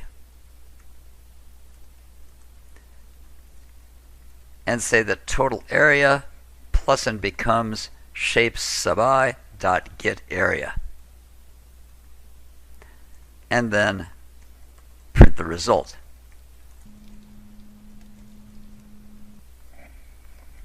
What do you think will happen when we run this program? You might be thinking that we'll get 0. After all, this is an array of geometric objects, and in geometricobject.java we've said that getArea returns 0. Let's compile this, and then let's run it. And it turns out we don't get 0. There are really 2 things that are going on here. Let's look at what happens when the compiler sees the Java code. As far as it's concerned, all the elements of shapes are geometric objects, and that base class has a getArea method. That's why the compiler doesn't complain when we say shapes sub I dot getArea. At runtime, things are different. When the program runs, Java looks at the object that is actually stored in each array element. The first element is truly a circle, so circle's getArea method is called. The second element is a rectangle, and rectangle's getArea method is called. The third element is a triangle, and its getArea method is called. That's why the sum of the areas came up to something other than 0. This is called polymorphism, from the Greek words meaning many forms. In Java, polymorphism means that a parent class variable refers to a child class object. At compile time, Java sees variable shape as a geometric object, the parent class. At runtime, Java sees its form as a circle.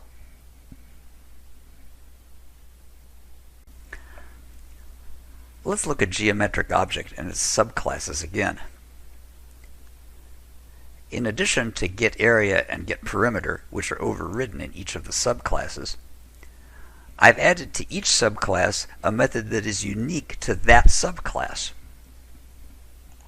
Here in Circle, I've added a getDiameter method that returns the circle's diameter. That's sort of a useless method, but I needed something. Here in Rectangle, I've added a getDiagonal method that returns the length of the diagonal of the rectangle. And here in Triangle is a method that returns the opposite angles for all 3 sides as an array. Let's take a look at this test program. We already know that this is valid. I can set a geometric object variable, to refer to a rectangle object because any rectangle is a geometric object. Because this is, at heart, a rectangle, what I'd like to do is show what its diagonal is. If I try something like this, double diag equals shape.getDiagonal, and then print the result, this will not compile properly. Because as far as the compiler is concerned, shape is a geometric object, and geometric objects don't have a getDiagonal method.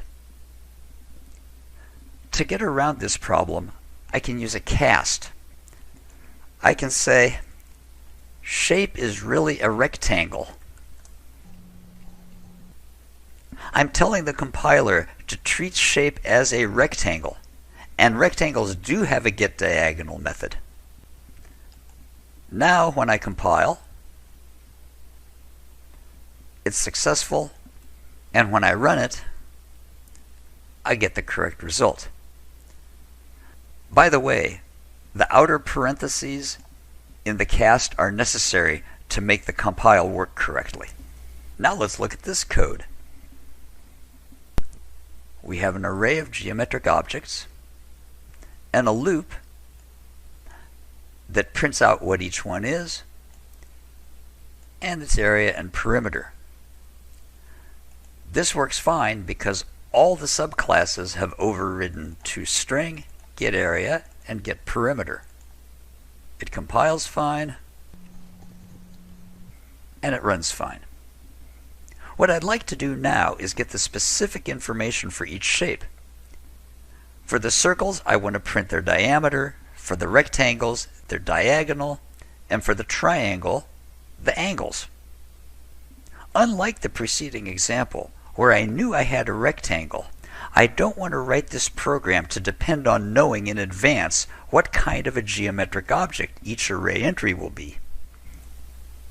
Here's the pseudocode for what I want to do. If the shape I'm looking at is a circle, then it's okay to cast it to a circle and call its getDiameter method and print that.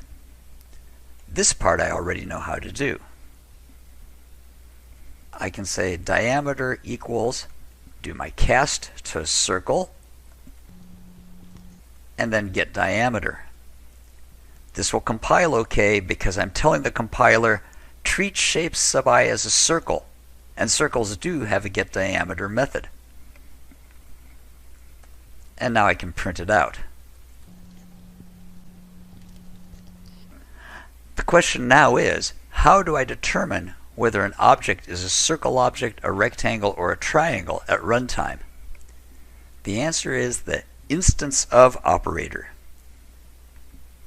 If shape sub I is an instance of the circle class, this expression will return true, and it means I have a circle.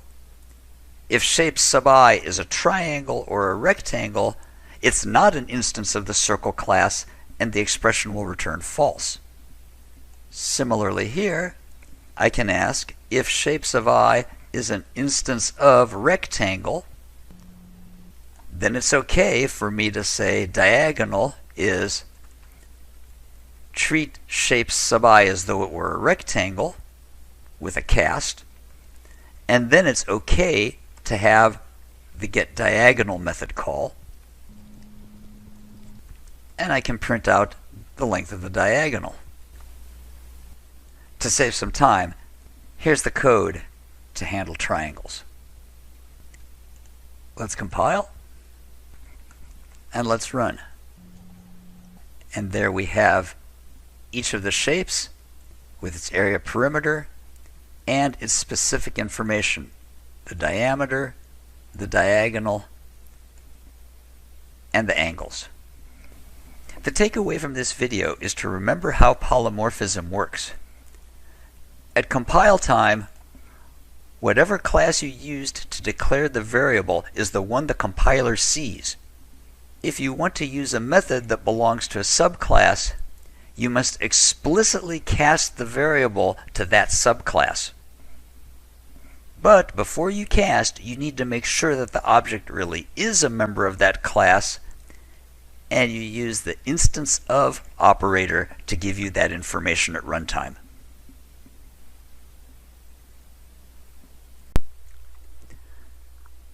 In the preceding video, we used indexOf to check an object's runtime type before casting it to the type we needed to make the compiler happy.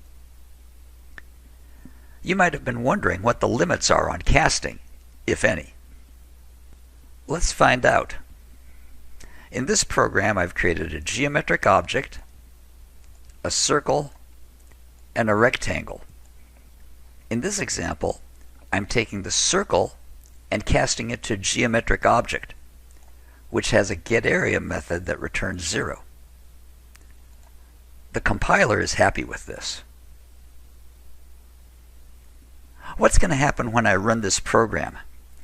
Am I going to get a 0, which is the result of geometric objects getArea method? Or will I get a number that's not equal to 0 because at runtime I still have a circle with a radius of 3? Let's find out. And the answer is you can't fool the Java Virtual Machine runtime. It knows at runtime that the object is still a circle and it still calls circle's getArea method. Now let's try casting a superclass to a subclass. In this case, I'm taking the geometric object and telling the compiler to treat it as a circle and then do a getArea. Let's see what happens now. The compiler likes it.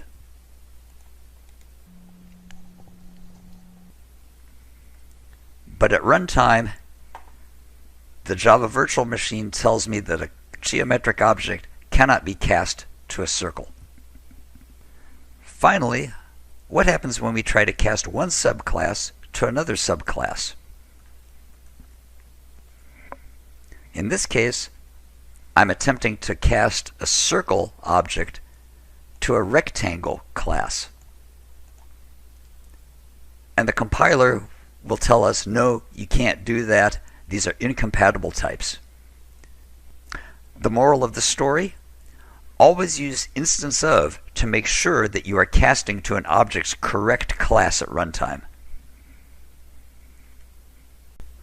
Up until now, we've been using arrays. They're very useful, but they have one problem. They have a fixed size. You have to know in advance how many elements the array will have. What happens if we need to have an arbitrary number of items? For that, we use an ArrayList. Let's write a program that asks the user for prices until they enter 0, and then lists those prices as a percentage of the maximum value. To use ArrayLists, you need to import java.util.ArrayList. To create an ArrayList, you must specify the type of object that it contains, and that type must be a reference type. In our example, we'll want an ArrayList of double objects with a capital D, because those are reference classes as opposed to small d doubles, which are primitives. You specify the ArrayList type in angle brackets, and then you give the ArrayList a name and say that it's a new ArrayList. Use the angle brackets again and parentheses.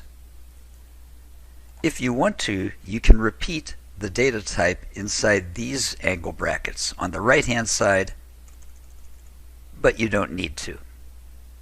Here's a do while loop to read in the numbers until we get a 0, the sentinel value.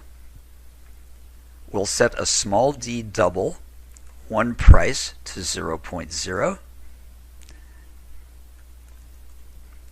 and then put up the prompt and read the value. If the price is greater than 0, then we'll add it to the array list, and we'll do that as long as one price is not equal to 0. To add an item to an array list, use the add method. PriceList.add one price. Hold on, you might be thinking. Didn't you just say that we need capital D double objects inside our array list? But here you gave a small d double value to add. What's going on here? In a similar way that Java promotes an int to a double when one is needed, Java automatically converts a primitive to the corresponding object when the context demands it. In this example, the right-hand side, 29.95, is a primitive, and the left-hand side is a double object. Behind the scenes, Java is actually doing this. It's calling the valueOf method in the double class to wrap the primitive 29.95 as a double object. This conversion is called boxing. The reverse from an object to a primitive is called unboxing. In the second statement, we're multiplying dprice, an object, by 0.90, a primitive. Behind the scenes, Java is unwrapping the object, extracting the primitive value, and using that in the calculation. And that's why it's okay to do this. Our primitive one price is being put into a capital D double box, and the price list's add method is happy. Now let's do the rest of the calculations, but only if we really have items in the price list. We'll set the number of prices to be pricelist.size, and that's the method that tells how many elements are currently in the array list. If the number of prices is greater than 0, then we have work to do. Otherwise,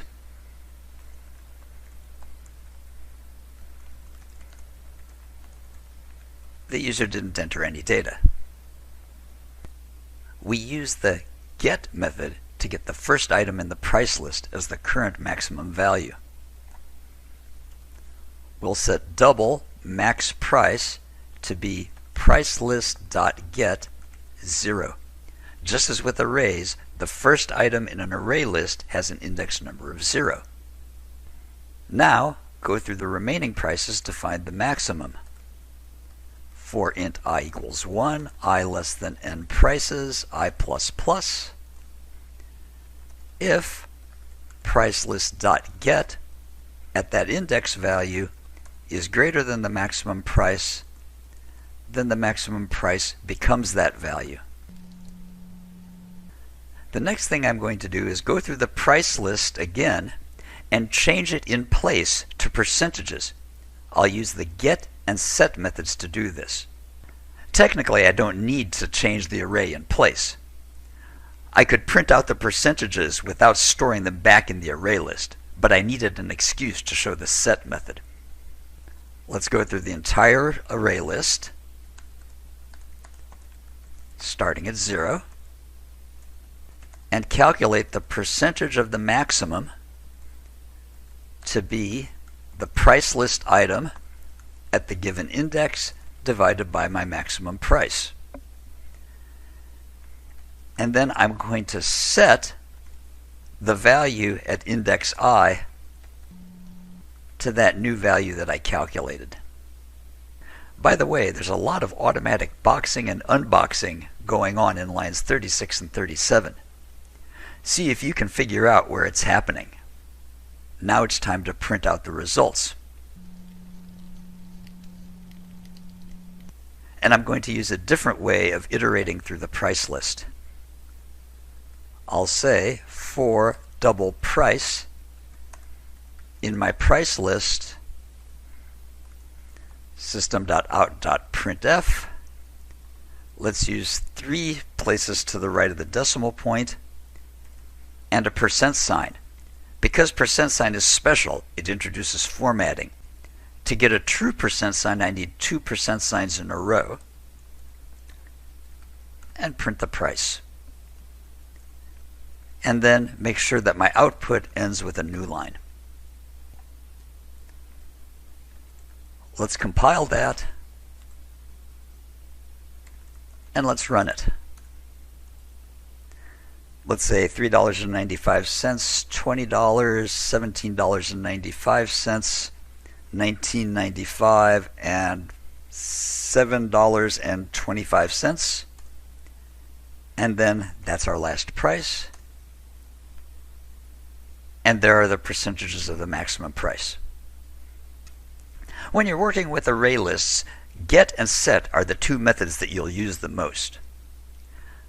The ArrayList class has other useful methods, but that's the subject of another video. Let's talk a little bit more about array lists. First, how do you convert an array of objects into an array list? Consider these two arrays of strings. The most direct way to convert to an array list is a for loop. I'll create a new array list of strings called chemList, and that will be a new array list.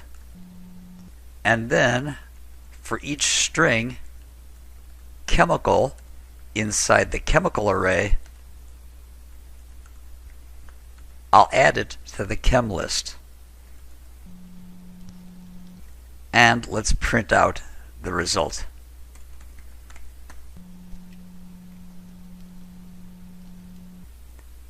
And there's our chemical list. Another way to do the conversion is to import java.util.arrays, notice the S at the end, and use its asList method to create a data structure to pass to the constructor.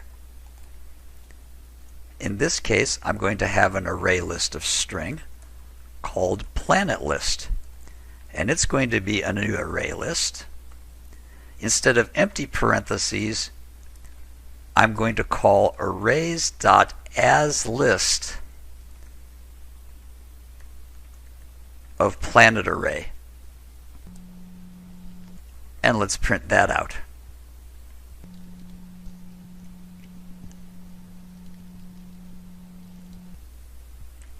And there are my two lists.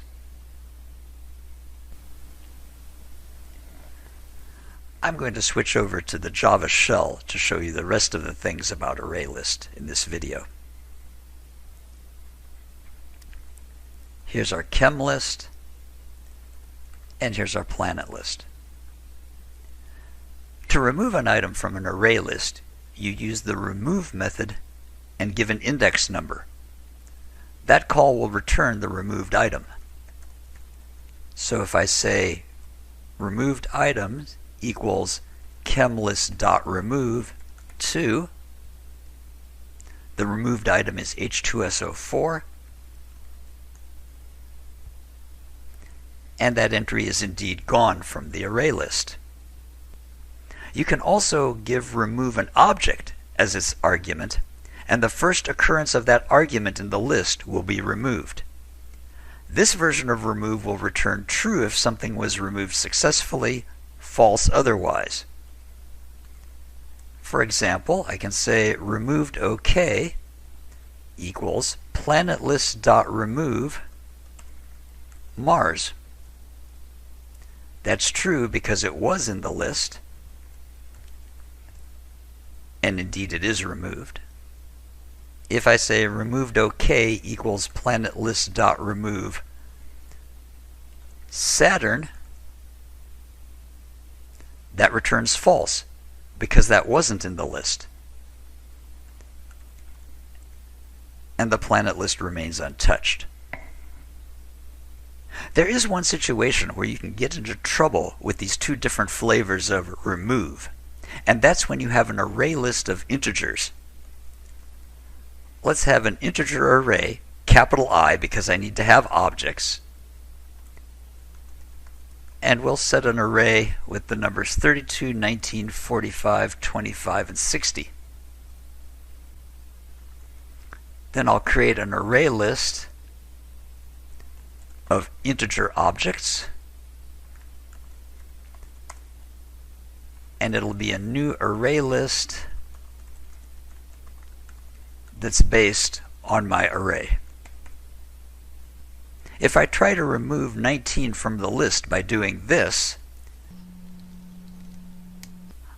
I'll get an index out of bounds exception. This call to remove is trying to remove the 19th element of a list that has only 5 items in it. Java is not going to automatically box the 19 into an integer object because an unboxed int primitive is a valid argument to remove.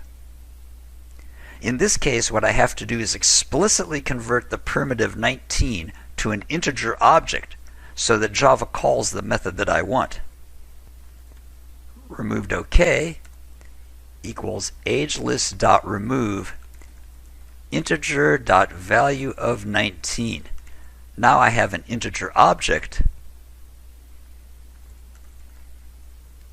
and the 19 is gone from my age list.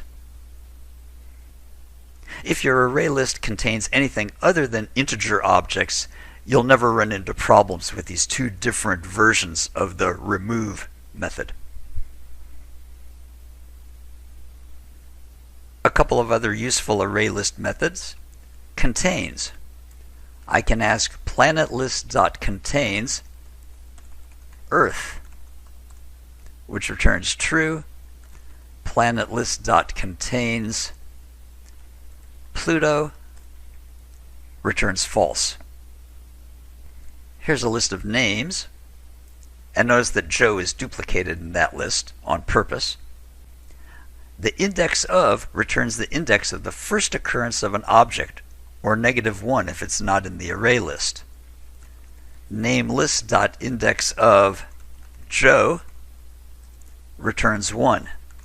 Namelist.indexOf Norman, which is not in the list, returns -1. LastIndexOf returns the index of the last occurrence of an object, or -1 if it's not in the array list. Namelist.lastIndexOf Joe returns 4. And again, for a name that's not in the list, returns -1. And those are the other things that you can do with an array list. One of the key features of Java is the ability to set the accessibility, or visibility, of a class's members, its properties and methods.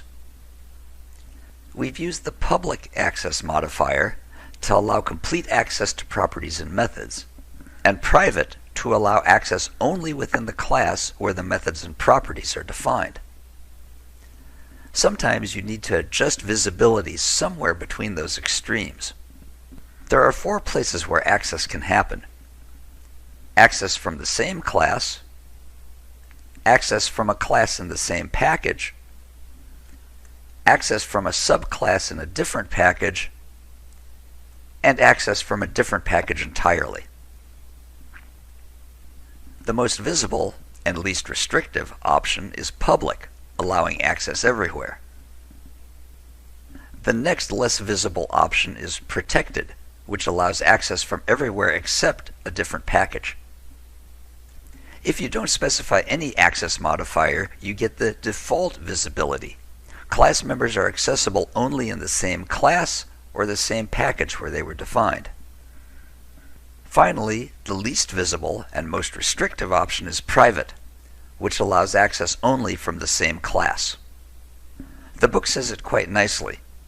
Use private for things that are not for use outside the class.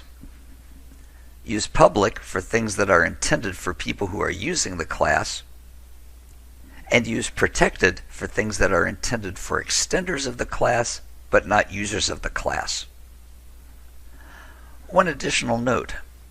If you override a method in a subclass, you can make it more visible.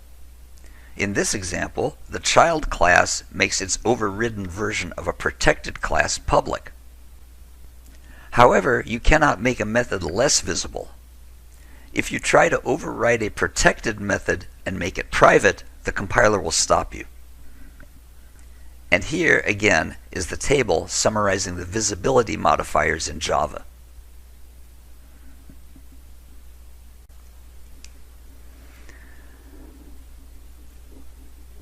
Once again, here's a program that asks the user for their age in years and converts it to days. There's a while loop to make sure that the user enters a number that's greater than 0. Let's compile the program and run it. Negative numbers and 0 give us error messages, and positive numbers give us a correct result. It's still possible to make this program crash by giving non-numeric input. For example, if I put the word 20, the program crashes. In Java, we say that the program throws an exception. And indeed, if you look at the error message, you'll see that we have an input mismatch exception. Exceptions are objects in Java that give information about runtime errors. It's possible to catch these exceptions before they crash your program by using try and catch blocks. You put the code that might throw an exception inside a try block.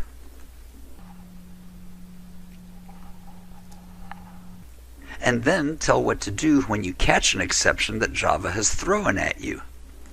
You catch, give the name of the exception you're trying to catch, which is an input mismatch exception, and a variable in which to store that object. In the catch block, you handle the error. First, we're going to clear out the bad data from the input stream. We'll say input.nextLine. We're not assigning that to any variable. We want to take that data and throw it away. And then we want to print an appropriate error message. Please use digits only.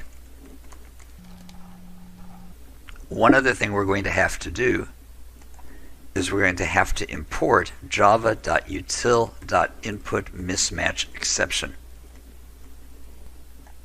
Let's recompile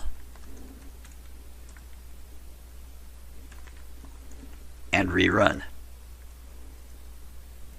Again, negative numbers and 0 cause errors, and now non-numeric input also gets caught without crashing our program. And positive numbers still work. Consider this program, which asks for a dividend and divisor and calculates the quotient and remainder. There are two possible exceptions that can happen in this program. First, we could have non-numeric input, which gives us our input mismatch, or we could try dividing by 0, which would give us an arithmetic exception. Let's use try and catch again. We'll put a try block around the code that could be bad. And in our catch block, we will catch exception. That's the parent class for almost all runtime exceptions that we'll ever want to handle. And then we'll print out an error message. We don't need to import anything here. Exception is part of the java.lang package, and it's automatically imported. Let's recompile and rerun it. This time, if we use non-numeric input, it gives us an error. And if we try dividing by 0, we also get an error. While this works, it's not ideal. We'd like to be able to distinguish which exception we had and give an appropriate error message for each different exception. We can do that by adding two different catch clauses. We can catch an input mismatch exception and tell the users to please use digits only. And we can add another catch clause for arithmetic exception and print out that division by 0 is not allowed.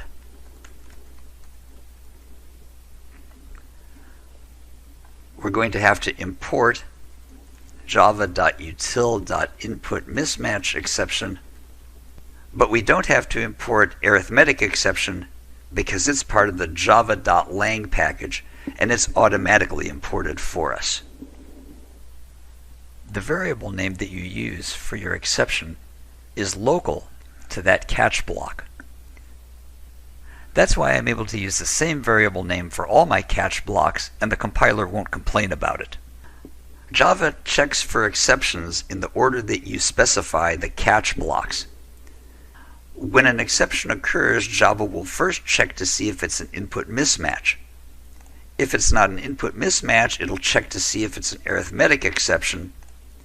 And if it's not that, it'll try for the generic exception, which will catch just about everything else. Because exceptions are tested in the order you type them, you always want the most general exception last. Let's compile. And let's run. If I put in non-numeric input, I get an appropriate error message. If I try to divide by 0, I get an appropriate error message. And good input works properly. And that's the basics of handling exceptions. The next few videos will go more in depth about the types of exceptions, how you can throw them, and when you should and shouldn't use exceptions.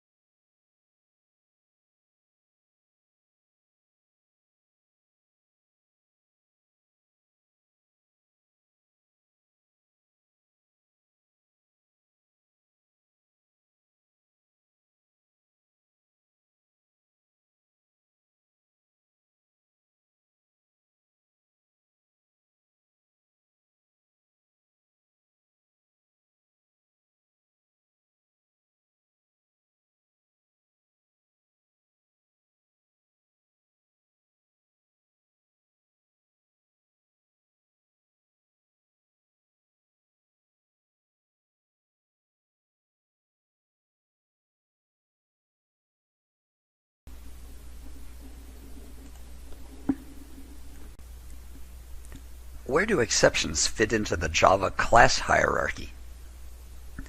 All exceptions are subclasses of the throwable class. One of its subclasses is error, which represents system errors, like these. If you ever get a linkage error or a virtual machine error, it means the system has some serious problems and your best bet is to terminate the program as gracefully and quickly as possible.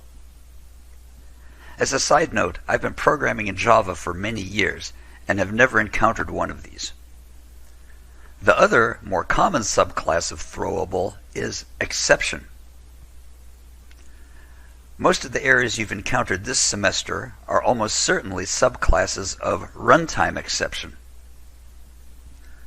Arithmetic exception is for things like division by 0. Null pointer exceptions occur when you try to use an object that doesn't reference anything. An index out of bounds exception happens if you attempt to access elements outside the bounds of an array. And illegal argument exceptions occur if you pass arguments to a method that it can't work with. All of these are called unchecked exceptions. You can catch them, but the compiler won't insist that you do. This is a good thing. Otherwise, you would have to put a try-catch block around every integer division and every array access in your programs. There are, however, exceptions that you must handle within your program. These are called checked exceptions. If you use a method that could throw a class not found exception or IO exception, the compiler will insist that you deal with it, either by catching it or throwing it to the method that called your method. We'll be seeing IOException a lot when we talk about files later in this chapter. Let's talk about when to use exceptions and when not to use exceptions. Here's some code from an earlier video where I ask for the dividend and divisor and then calculate the quotient and remainder. This program uses arithmetic exception to make sure the program doesn't crash if the user tries to divide by 0. I feel a little bit guilty about having shown you this code because it's really misusing arithmetic exception. If I want to avoid that division by 0, I can just as well do it with an if statement and not have to do the extra work for both me and the Java virtual machine of setting up an exception and a try-catch block. Similarly, in code like this, where I'm using an index out of bounds exception to make sure that the user enters a number that's inside the array bounds, I really shouldn't be using an exception, when an if-else statement will do the job just as well. Why did I have them in the other videos? Because I needed an example, and those were the most directly understandable ones that I could use. What about the input mismatch exception? I'm keeping that one in both programs because testing for whether an input string is actually a number isn't something you can handle with a simple if condition. There's another situation where you want to use exceptions instead of if-else, when you're creating a library for other people to use. Consider this code that's part of an array utilities library. We have a max method that finds the maximum value in a data array. What happens if the person who's using our code passes an empty array into our max method? That's an error and we have to handle it. What we don't want to do is to put in an if statement that prints out an error message, because we don't know who's going to be using our library. Maybe they want an error message, maybe they don't.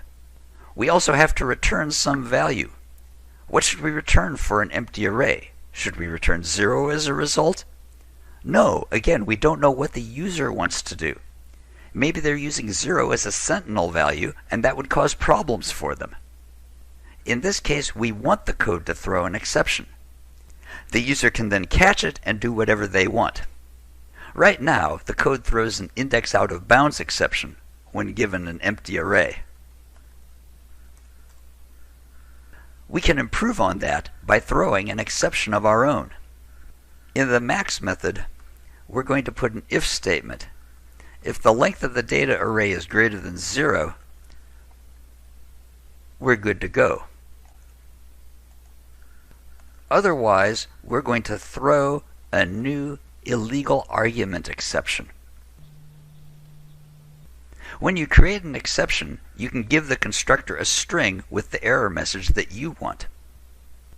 In this case, we'll say the array length must be greater than 0. We'll also want to say that this method throws an illegal argument exception in case of error. You don't have to do this, but it's a good idea to make it explicit. Now, when we recompile and rerun, we still get an exception, but it's customized to help our library's users fix their error. In summary, don't use try and catch when an if statement will do the job just as well. When writing methods for other people to use, don't guess what kind of error processing they'll need. Throw an exception and let the users handle the error as they see fit.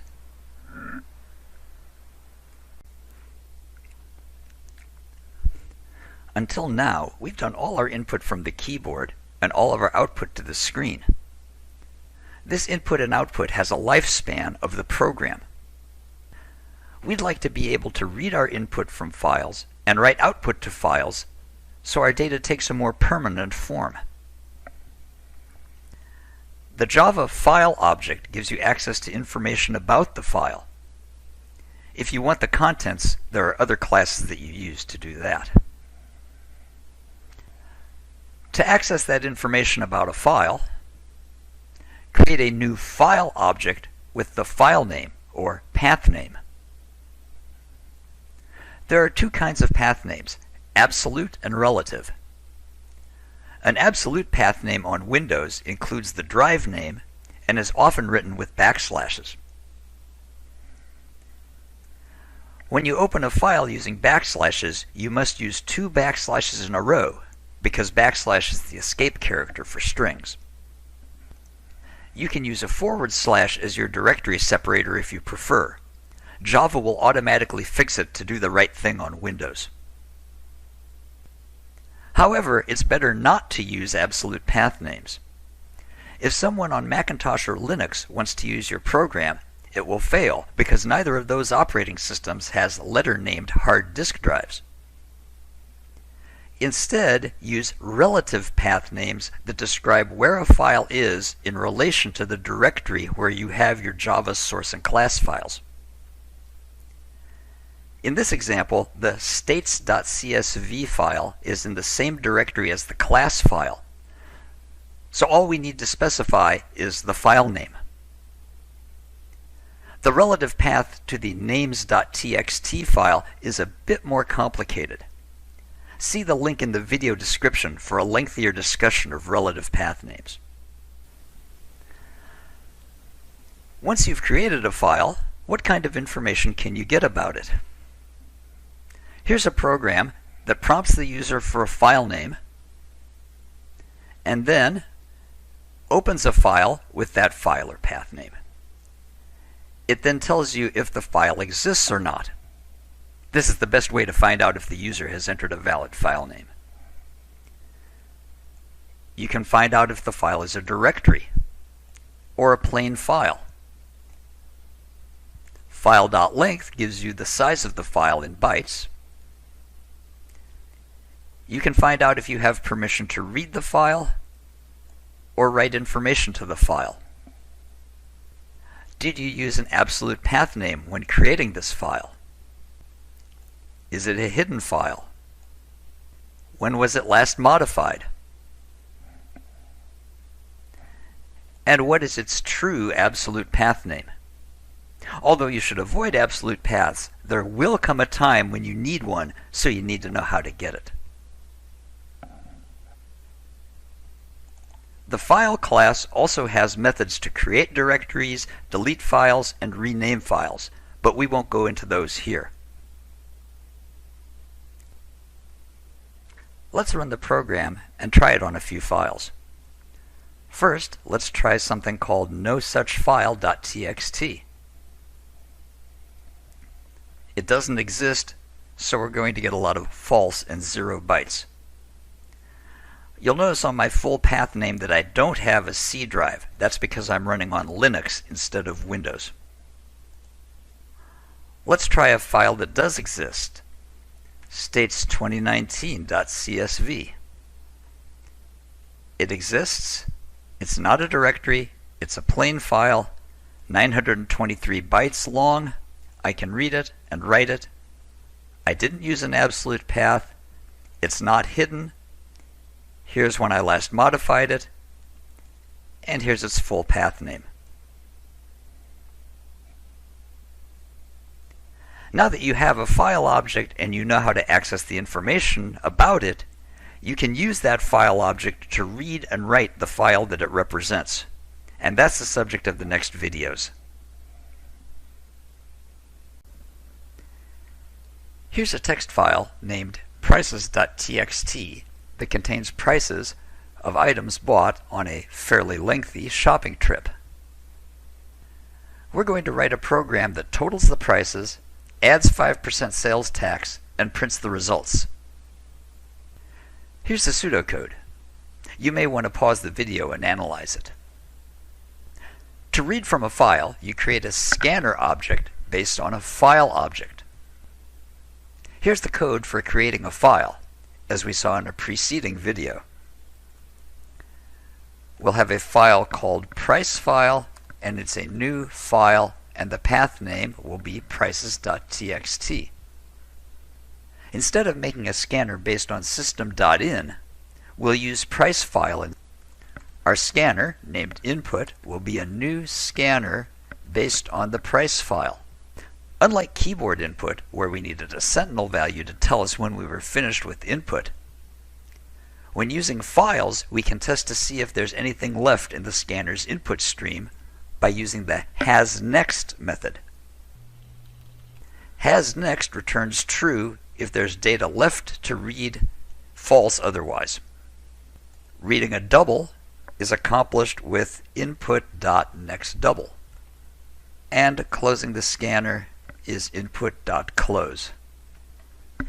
Let's compile that, and we'll get an error.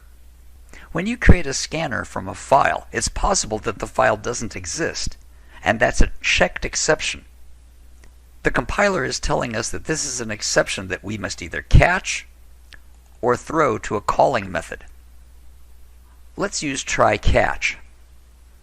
We'll put a try block around the main logic of our code, and then we'll catch file not found exception, and when we catch it, we'll print out an error message. As long as I'm adding a catch block, I'm going to add another one for an input mismatch exception to handle the case where the file has bad data that can't be converted to double. We'll say that there's bad data in the file and print the exception. Before we can compile again, we have to import those exceptions. We'll import java.util.inputMismatchException and java.io.fileNotFoundException. Let's recompile and run it. And it works fine. If I change the name of the file from prices.txt to noprices.txt and then try to run the program again, I get the error that the prices.txt file was not found. Let me rename that to the correct name. And in here, let's put some bad data, like 2 point, and I'll use the letter O instead of the digit 0. Let's run the program again, and we get the bad data in the file. There are a couple of other points I need to cover. First, why did I catch file not found exception rather than using an if-else with file.exists? Doesn't that go against what I said in a previous video to use if-else in preference to exceptions? The difference here is that file not found exception is a checked exception. I must deal with it. I don't have the option of using an if-else instead of the exception. Finally, there's a change I would like to make to the code where I read from the file. Rather than reading token by token, it's preferable to read line by line. So instead of using next double, I'll have a string line and read the next line of the file. So I'm reading the file one line at a time, and I'll take that string and convert it to a double. When I use this technique, instead of an input mismatch exception, I will get a number format exception, which I don't need to import. I still have the bad data in the file, so let me recompile and rerun. And this time, not only will I get the name of the exception, I'll also get more useful information as to what caused the exception. Just to make sure that I haven't introduced any further errors, let me go back to the prices.txt file and get rid of the bad data and run the program again. And it still works properly.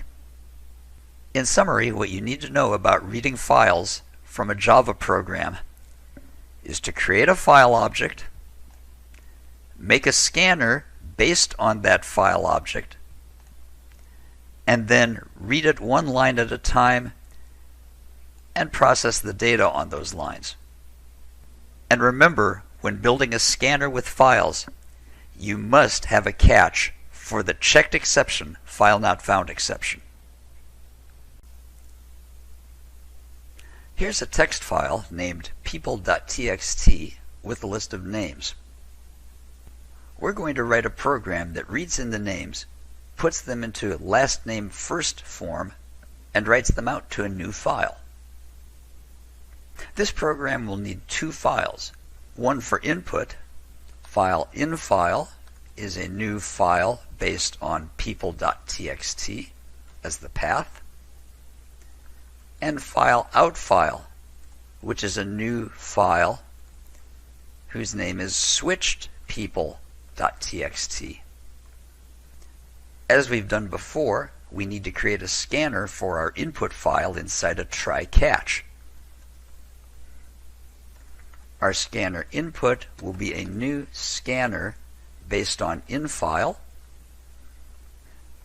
and will catch file not found exception.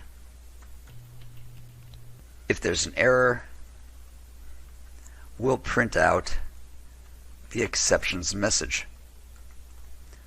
For output, we're going to need a new class called println. We're going to create a println named output, and it will be a new println based on our output file. Creating a println will also throw a file not found exception in case of error. That means we don't have to have another catch block. Here's a loop for reading the input.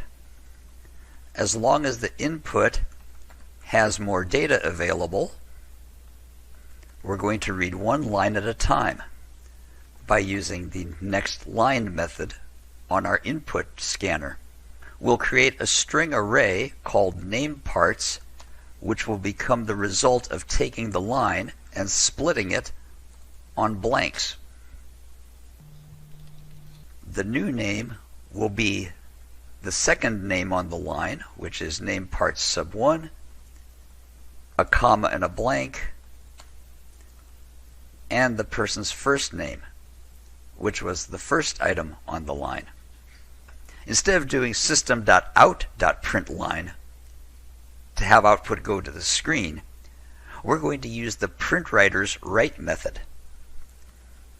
We'll have output.write new name. The write method, just like system.out.print, doesn't add a new line when it writes. If you want new lines in the file, and we do, you have to add them yourself. After the loop is finished, we'll close the input file, and this is ultra important, we have to close the output file as well. Why? Because disks are slow compared to the CPU. Instead of writing data immediately to the disk every time a program has something to write, Java maintains a buffer of data and fills it up as you write to the println. When the buffer is full, it writes all of that data to the disk.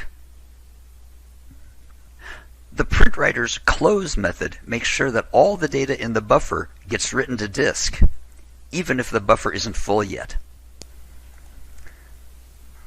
Let's compile the program, and let's run it. There's no output to the screen because all of our output has gone to a file.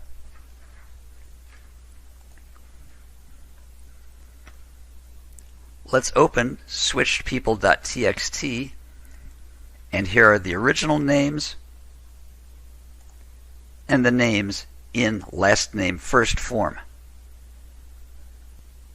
What happens if we add a couple of names to our original list?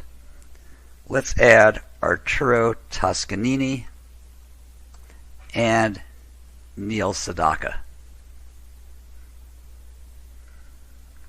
Save that, and we'll run the program again. This time, the file switchedpeople.txt already exists.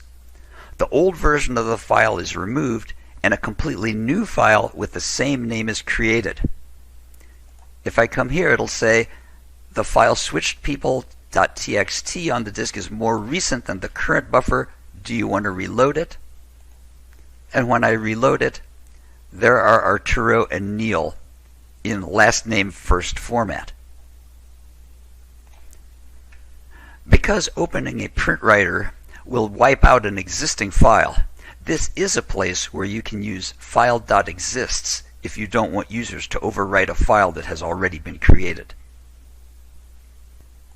One additional note. This program will crash if you add a blank line somewhere in the middle, or if you have someone with only one name, and it'll give incorrect results if you have somebody with more than two names. You might want to try fixing the program to solve these problems. The link in the video description will show you both this program and the solution. In summary, to write to a file, open a print writer that's based on some file object. Use the write method to write output to the disk file. If you want new lines in your output, you have to put them there yourself. And always be sure to close your print writer before your program ends.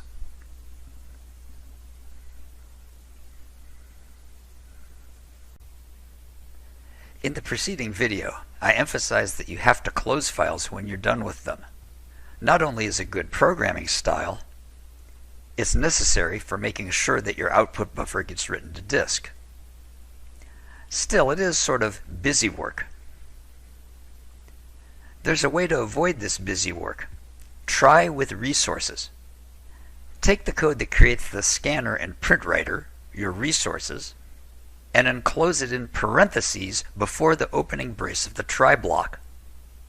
Make sure you use parentheses or it won't work properly. Once you've done that, you no longer need to explicitly close the resources. As soon as the try-catch block is done, Java will close them for you. Here's our code for switching the last and first names, and we're going to convert it to try with resources. We'll put our resources in parentheses and then the opening brace of our try block. And let's indent it properly as well. We can now get rid of our input.close and output.close. Save, compile, and run. And there's our file with the names in last name first order. It still works. The book says that a try with resources doesn't need a catch clause. Let's put that to the test by commenting out our catch block here and recompile. This time we get an error. Why? Because opening resources from files can generate checked exceptions, and those must be either caught or thrown. Since we haven't caught the exception, we have to say that our main method throws file not found exception. This is what the example in the book does. Now it compiles. But if I make the input file unavailable by changing people.txt to nopeople.txt, and I run the program, the exception will get thrown to main, which can't handle it, and the Java virtual machine crashes our program. The moral of the story: use try with resources to have Java automatically close files for you. And use a catch block, even if technically you don't need one.